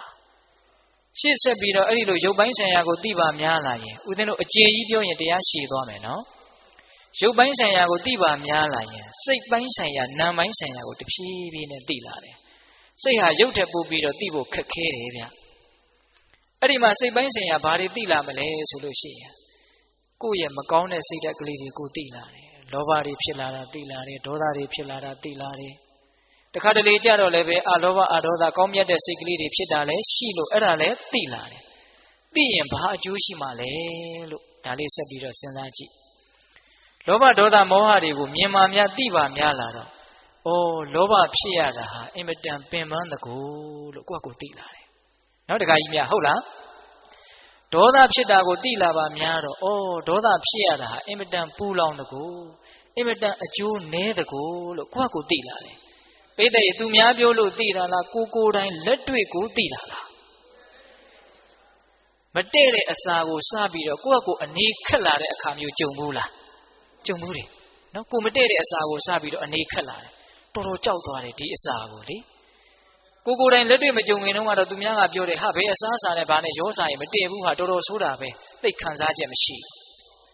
ကိုယ်တိုင်စားလို့ကိုယ်တိုင်မတည့်လို့ကိုယ်တိုင်ခံစားလိုက်ရပြီဆိုတော့မသိဘူးလားသိတယ်အခုတရားတွေကစာအုပ်တွေထဲမှာလည်းအများကြီးရှိတယ်ဘုန်းကြီးတွေလည်းအများကြီးဟောနေတာပဲလေအခုကိုယ်အကြောင်းကိုသိတယ်ဆိုတာကကိုယ်တရားကိုကိုယ်ပြန်နာတာဒီတိုင်ဘာလို့တယ်ကိုယ်တရားကိုကိုယ်ပြန်နာတာလောဘဒေါသဖြစ်တာကိုမိအောင်ဖမ်းကြည့်လောဘဖြစ်စေဒေါသဖြစ်စေလေးကိုမိအောင်ဖမ်းကြည့်ဖြစ်မှန်းသိကြည့်ရင်ဖြစ်စေမှလည်းပူလောင်တကူဆင်းရဲတကူဘာကောင်းကျိုးမှမရှိတက်အကျိုးမဲ့ကိုဆောင်ကျင်းဖို့ဒီတရားလေးတွေကဖြစ်တကူလို့အဲ့ဒီတရားကပဲကိုယ့်ကိုတရားဟောတာတနည်းအားဖြင့်လောဘကပဲကိုယ့်ကိုတရားဟောလိုက်တာငါဘလောက်ပူလောင်နေဆိုတာမင်းသိလားလို့သူကပြောတာဒါပေမဲ့သူကတော့အမြဲတမ်းတရားဟောပါတယ်လောဘဖြစ်တဲ့ခန္ဓာကိုယ်ကတော့ပူလောင်တာပဲထူးခြားတာကကိုမသိလိုက်တာနဲ့သိလိုက်တာဒါပဲကွာသွားတယ်ဟင်ဒီကမကြီးတွေအဲ့ဒါဟုတ်လားဒေါသကတော့အမြဲတမ်းဖြစ်နေတာပဲလေအခါအားလျော်စွာပေါ့လေအမြဲတမ်းတော့မဟုတ်ဘူးပေါ့ဖြစ်เสียကြုံတိုင်းဖြစ်နေတာပဲသူဖြစ်တိုင်းလဲခန္ဓာကိုယ်ကိုပူလောင်တဲ့အကျိုးတရားတွေခန္ဓာကိုယ်ကိုဆုပ်ယုပ်စေတဲ့ဓာတ်တတိတွေဖြစ်အောင်သူအမြဲတမ်းလုပ်နေတာပဲသူကတော့သူ့အလုပ်သူလုပ်ပြီးတော့အကျိုးမဲ့ကိုဆောင်ကျင်းပြီးတော့ဖြစ်ပြီးတော့ပြတ်သွားတာပဲကိုကသိလိုက်တာနဲ့မသိလိုက်တာပဲကွာတယ်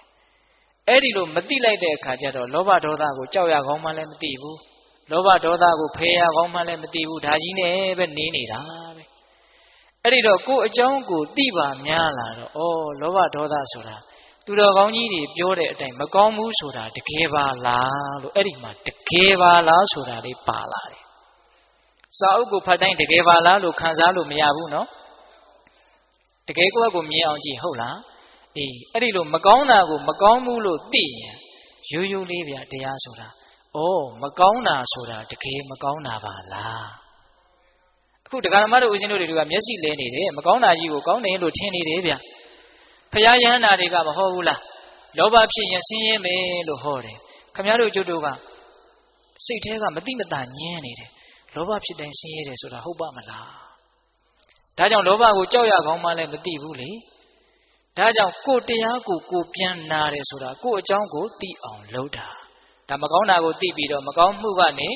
လွတ်အောင်တမျိုးယုံမြန်တာပဲနော်နောက်ကောင်းတာကိုသိတော့လေစိတ်ထဲမှာသဘောပေါက်တယ်ရှင်းတယ်ကောင်းတဲ့သဘောလေးတွေဖြစ်ရတာဟာအင်မတန်ကောင်းတကူလို့ရိုးရိုးလေးနော်တခါကြီးများဟုတ်လားကောင်းတဲ့သဘောလေးတွေကောင်းတဲ့စိတ်ကလေးတွေဖြစ်ရတာအင်မတန်သက်သာတကူအင်မတန်ငြိမ်းချမ်းတကူလို့သိတယ်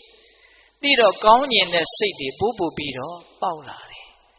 အဲ့ဒီတော့ဘာလဲဆိုတော့မကောင်းတာကိုမကောင်းမှန်းသိပြီးတော့မကောင်းမှုကနေတဖြည်းဖြည်းနဲ့ဝေးသွားတာကောင်းတာကိုကောင်းမှန်းသိပြီးတော့ကောင်းတာတွေတစများသွားတာဒါကြောင့်ကိုယ်အကြောင်းကိုသိရတာဟာအကျိုးမများဘူးလားများတယ်နောက်ဆုံးရုပ်ပိုင်းဆိုင်ရာစိတ်ပိုင်းဆိုင်ရာကိုတတိထားပြီးတော့ကြည်ပါများလာပြီသိပါများလာပြီဆိုလို့ရှိရင်တကယ်စင်စစ်ကတော့ဒုက္ခတွေကြီးစုပုံထားတဲ့အစုအပုံကြီးပါလားလို့တဖြည်းဖြည်းမှာတနေ့မှာမသိဘူးလို့ပြောလို့ရမလားမရဘူးသိလာနိုင်တယ်နော်အဲ့ဒါလို့သစ္စာဆိုင်အောင်ပိဋိဘာဆိုင်အောင်သစ္စာဆိုင်အောင်သစ္စာဆိုတာ၄ပါးရှိတယ်လို့ဒီပိဋိကြီးသိတယ်နော်ဒီခန္ဓာကိုယ်ကြီးဆိုတာတကယ်စင်စစ်ဒုက္ခတွေရဲ့အစုအပုံကြီးချမ်းသာဆိုလို့ဘာလေးမှမရောဘူးတဲ့ကိုယ်လက်ခန္ဓာလက်မခန္ဓာတစ်ပိုင်းကိုသိတာမသိတာတစ်ပိုင်းနော်အမှန်ကအမှန်ပဲလေအဲ့ဒါလို့ခန္ဓာကိုယ်ကြီးဟာဒုက္ခဒုံဒုက္ခခဲကြီးပါဆိုတာလောကကြီးရဲ့ပထမသစ္စာဟုတ်လားဒုက္ခမှန်သမျှသည်လိုချင်မှုကြောင့်ဖြစ်တယ်ဆိုတဲ့လောဘဒီသာလင်ဒုက္ခအလုံးကိုဖန်တီးသူဆိုတဲ့ဒုတိယသစ္စာဟုတ်လားလောဘနည်းရင်နည်းသလောက်အေးချမ်းတယ်ဆိုတဲ့လောဘချုပ်မှသာလည်းတကယ်ဒုက္ခချုပ်တာဆိုတဲ့တတိယနိရောဓသစ္စာဟုတ်လားအဲ့ဒီလောဘချုပ်လို့ဒုက္ခချုပ်တယ်ဆိုတဲ့နိဗ္ဗာန်ကိုရခြင်းနဲ့ဆိုရင်တနည်းအားဖြင့်ချမ်းသာစေချမ်းသာမှန်ကိုရခြင်းနဲ့ဆိုရင်မမြဲတာကိုမမြဲဘူးလို့အမှန်အတိုင်းသိတဲ့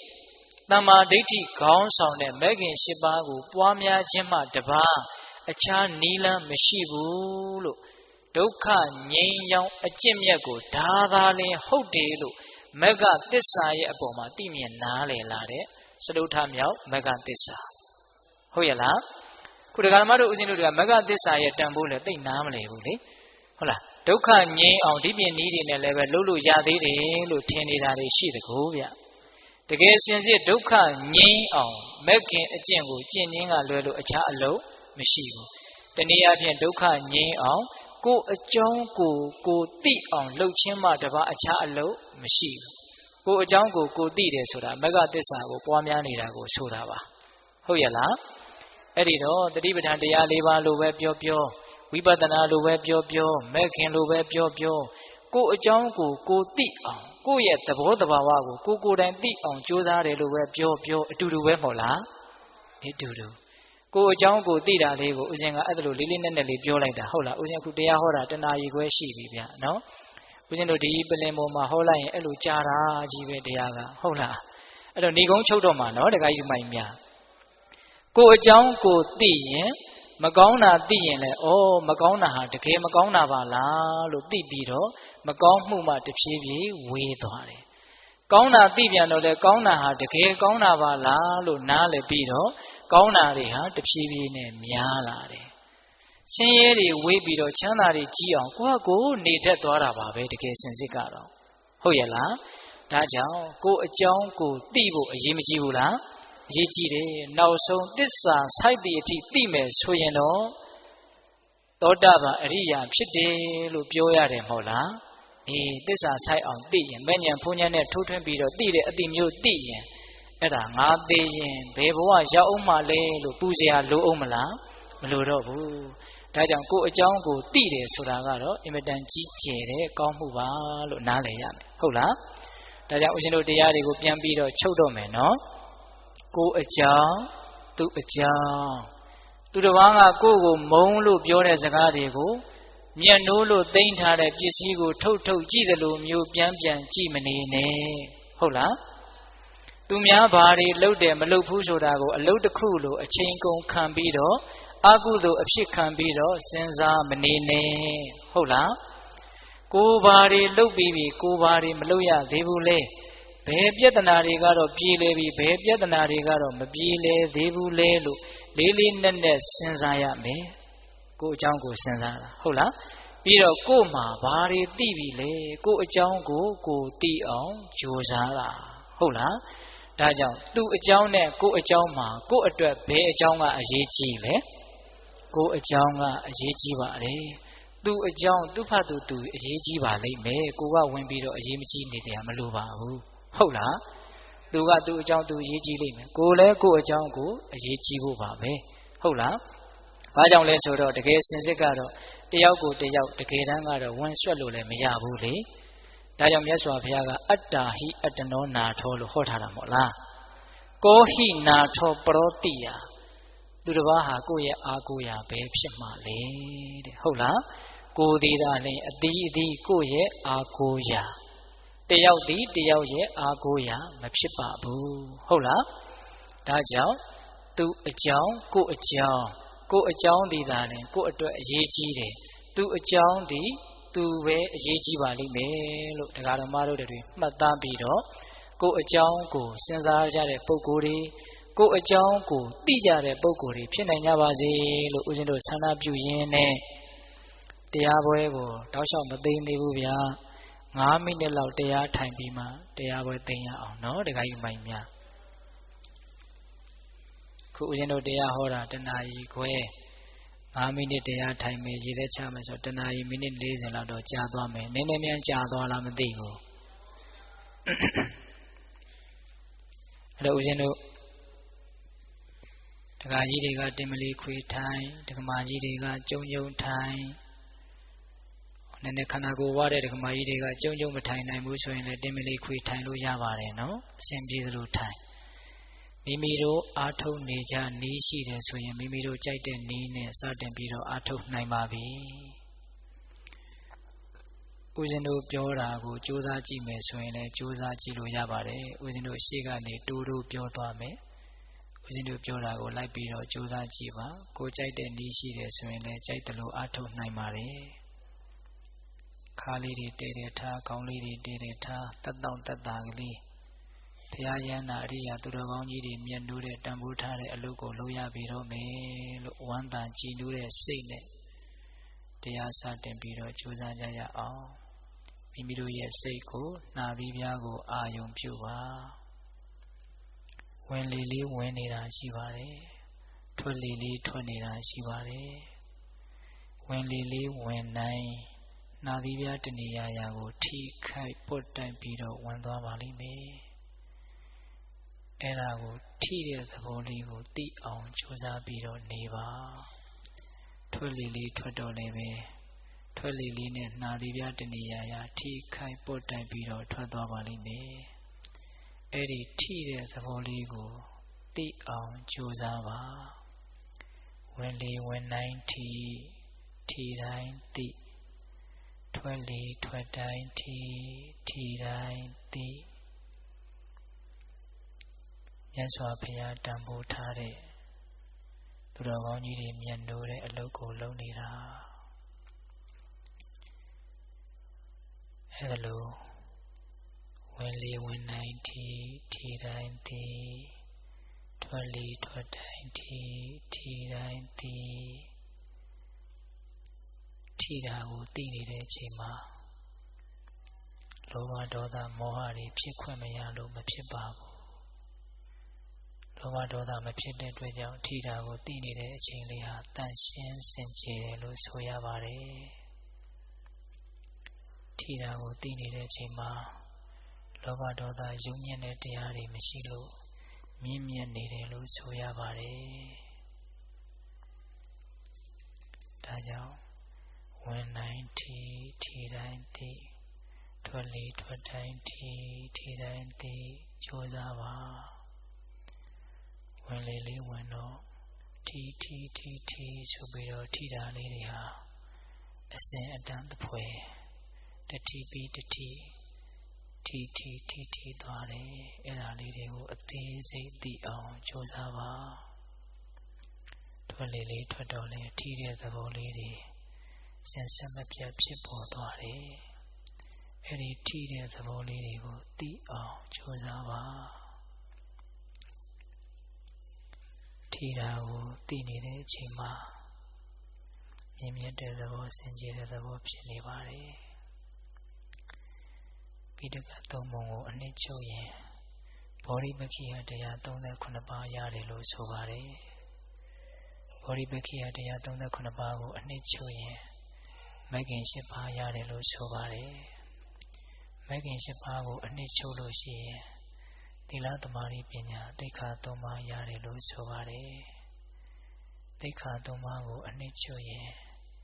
အပမာဒဆိုတဲ့တတိတရားတစ်ခုရတယ်လို့ဆိုပါတယ်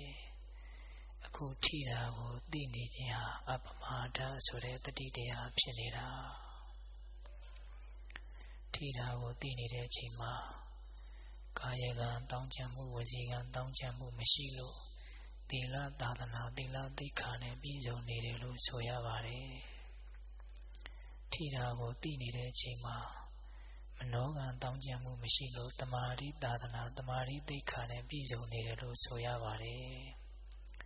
ထိတာကိုသိနေတဲ့အချိန်မှာအမှန်အတိုင်းသိနေတဲ့အတွက်ကြောင့်ပညာသာသနာပညာသိက္ခာတစိတ်တဒေသနဲ့ပြည့်စုံနေတယ်လို့ဆိုရပါတယ်ဒါကြောင့်ထိတာကိုသိတိုင်းသီလသမာဓိပညာသိက္ခာ3ရဲ့အကျင့်မြတ်ကိုကျင့်သုံးနေတာ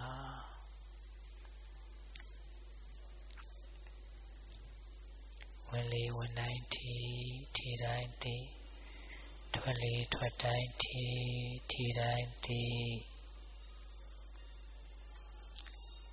ပညာရှိသောယောက်ျားမြတ်တို့သည်သာလုံနိုင်သောအလုပ်လို့မြတ်စွာဘုရားချီးမွမ်းတဲ့အလုပ်ပါ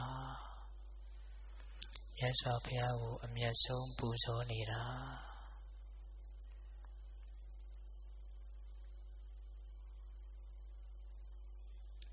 အာနာပါနကမ္မထံကိုစီးပြန်နေတာပါဝင်လေဝင်တိုင်းထိတိုင်းသိထွက်လေထွက်တိုင်းထိတိုင်းသိအာနာပါနဘာဝနာကိုပွားများရင်တတိပဋ္ဌာန်တရား၄ပါးပြည့်စုံတယ်လို့မြတ်စွာဘုရားဟောပါတယ်တတိပဋ္ဌာန်တရား၄ပါးကိုပွားများရင်ဘုဇဉ်9ပါးပြည့်စုံတယ်လို့မြတ်စွာဘုရားဟောပါတယ်ဘုဇဉ်9ပါးကိုပွားများရင်ဝိဇ္ဇာဝိမု tti ဆိုတဲ့မဉ္ဇဉ်ဘုံဉာဏ်တို့ဖြင့်ပြည့်စုံမယ်လို့မြတ်စွာဘုရားဟောပါတယ်ဒါကြောင့်မဉ္ဇဉ်ဘုံဉာဏ်ရခြင်းရဲ့အလုပ်အမတန်တန်ဖိုးရှိတဲ့အလုပ်ကိုလုပ်နေတာပါကိုယ်ရဲ့စိတ်တွေပြန့်လွင့်လို့လည်းစိတ်ဓာတ်မချပါနဲ့ဘေးကအတန်တွေကြားလို့လည်းစိတ်မပြတ်ပါနဲ့ရှားသလောက်လေးသိမယ်အေးချမ်းချမ်းကြည်လင်းလင်းဝင်လေဝင်တိုင်းထိတိုင်းသိထွက်လေထွက်တိုင်းထိတိုင်းသိစိတ်ဟာလက်ဖြစ်တဲ့အတွင်းမှာဂရေတသိန်းလောက်ဖြစ်ပြီးချုပ်တယ်လို့ကြားဥပါတယ်ထိတာလေးကိုသိနေတဲ့အချိန်ဟာမကြာပြီမလို့ကုသိုလ်စိတ်ပေါင်းများစွာဖြစ်သွားတာဒါကြောင့်ရသလောက်ကြိုးစားမယ်အချိန်တွေကတော့ဒီလိုကုန်သွားတာပါပဲသိလိုက်တာနဲ့မသိလိုက်တာပဲကွာတာပါဒါကြောင့်ဒီ9မိနစ်လေးအတွင်းမှာအေးချမ်းချမ်းကြည်လင်းလင်းစိတ်ပါလက်ပါထိတာလေးကိုသိအောင်ကြိုးစားမယ်ဝင်လေဝင်တိုင်းထိ ထီတိုင်းသိထွက်လေထွက်တိုင်းထီတိုင်းသိမြတ်စွာဘုရားကိုပစ္စည်းဥစ္စာတွေနဲ့ပူဇော်တာထက်အကျင့်မြတ်ကိုကျင့်သုံးခြင်းဖြင့်ပူဇော်ခြင်းကပိုပြီးတော့မြတ်တယ်လို့ကြားဖို့ပါတယ်မြတ်စွာဘုရားကိုအမြတ်ဆုံးပူဇော်နေတာပါဒါကြောင့်ဝင်လေဝင်တိုင်းထီတိုင်းသိ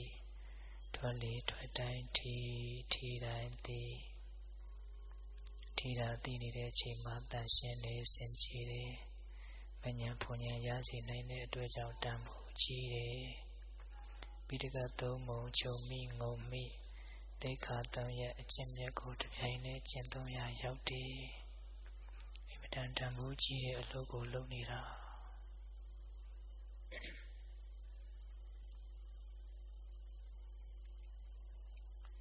ခိုင်ဦးဇင်းတို့10မိနစ်တောင်ရှိပါပြီဗျာမြတ်စွာဘုရားကိုအကျင့်မြတ်ဖြင့်ပူဇော်ရတဲ့အတွက်ကြောင့်ဝမ်းမြောက်ဝမ်းသာစိတ်တည်ဖြစ်နိုင်ကြပါစေဦးဇင်းတို့မေတ္တာပို့ပြီးတော့တရားဝဓမ္မသဘင်ကိုဆုံးသတ်ကြရအောင်နော်ဘဝတုတဗ္ဗမင်္ဂလာရခန္တုတဗ္ဗဒေဝတာတဗ္ဗဗုဒ္ဓ ानु ဘာဝေနတရာဒုက္ခိဘဝန္တုတိဘဝတုတဗ္ဗမင်္ဂလာရခန္တုတဗ္ဗဒေဝတာတဗ္ဗဓမ္မာ ानु ဘာဝေနတရာဒုက္ခိဘဝန္တုတိဘဝတုတဗ္ဗမင်္ဂလာရခန္တုတဗ္ဗဒေဝတာတဗ္ဗသံဃာ ानु ဘာဝေနတရာဒုက္ခိဘဝန္တုတိတေတုမကံတင်တရားနာပိသပေါင်းသူတော်ကောင်းတို့ဇာတာအလုံးသောတတ္တဝါအနန္တတို့အားသဗ္ဗမင်္ဂလံလောကီလောကုတ္တရာကောင်းဆိုသမျှမင်္ဂလာဝဝတိဘဝတုကောင်းစွာမသွေဖြစ်တော်မူကြပါစေတည်းသဗ္ဗဒေဝတာမိမိတို့ခန္ဓာကိုယ်မှာစောင့်ကြနေကြကုန်သောနတ်မိမိတို့အိမ်မှာစောင့်ကြနေကြကုန်သောနတ်မိမိတို့သာသနာမိမိတို့ကဘာမှာစောင့်ကြနေကြကုန်သောနတ်မြတ်နတ်ကောင်းနတ်ပေါင်းတို့ကလည်းပဲရက္ခန္တုကောင်းစွာမသွေဆောင်လျှောက်တော်မူနိုင်ကြပါစေတည်းသဗ္ဗဗုဒ္ဓ ानु ဘာဝေနကင်းငါဝါလူသေးစုမကပွင့်တော်မူကြတဲ့ဆူဆူတို့ထာဝဘုရားရှင်ကိုယ်တော်မြတ်တို့ရဲ့တကုတေဇောအာနုဘောတော်တို့ကြောင့်၎င်းသဗ္ဗဓမ္မာ ानु ဘာဝေနမေလီရန်ဖူလီရန်နိဗ္ဗာန်ပရိယတိဟုဆိုသောစေရန်သောတရားတော်မြတ်တို့ရဲ့တကုတေဇောအာနုဘောတော်တို့ကြောင့်၎င်းသဗ္ဗသံဃာ ानु ဘာဝေန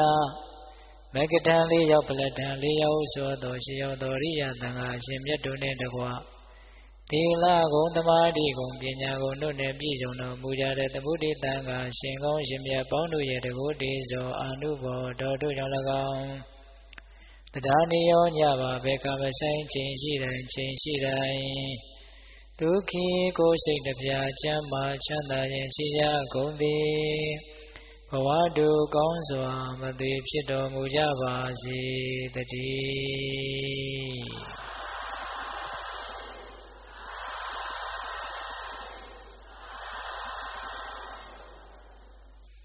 ဘုရားတို့ဆုတောင်းကြမျှဝေကြနော်ရှေ့သက်ချကြရအောင်နော်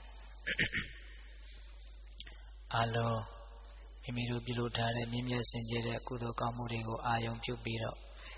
ဤကုသိုလ်ကောင်းမှုအဆွေဆွေတို့ကြောင့်မဉ္ဇဉ်ဖွဉ္ဇဉ်မျက်နှိပ်ပံကိုလင်းမြန်ထုတ်ချောက်မျက်မှောက်ပြုနိုင်မရစေလို့ဆုတောင်းကြမယ်အာလုံးသောတတ္တဝါအနန္တကုသိုလ်ရဲ့အဖို့ဘာကကိုအညီအမျှရပြီးတော့ချမ်းသာကြပါစေလို့အမြတ်တမ်းပေးဝေကြမယ်ညီညီညာညာလိုက်ဆိုကြရအောင်အရှင်ဘုရားတပည့်တော်တို့သည်ယနေ့ယခု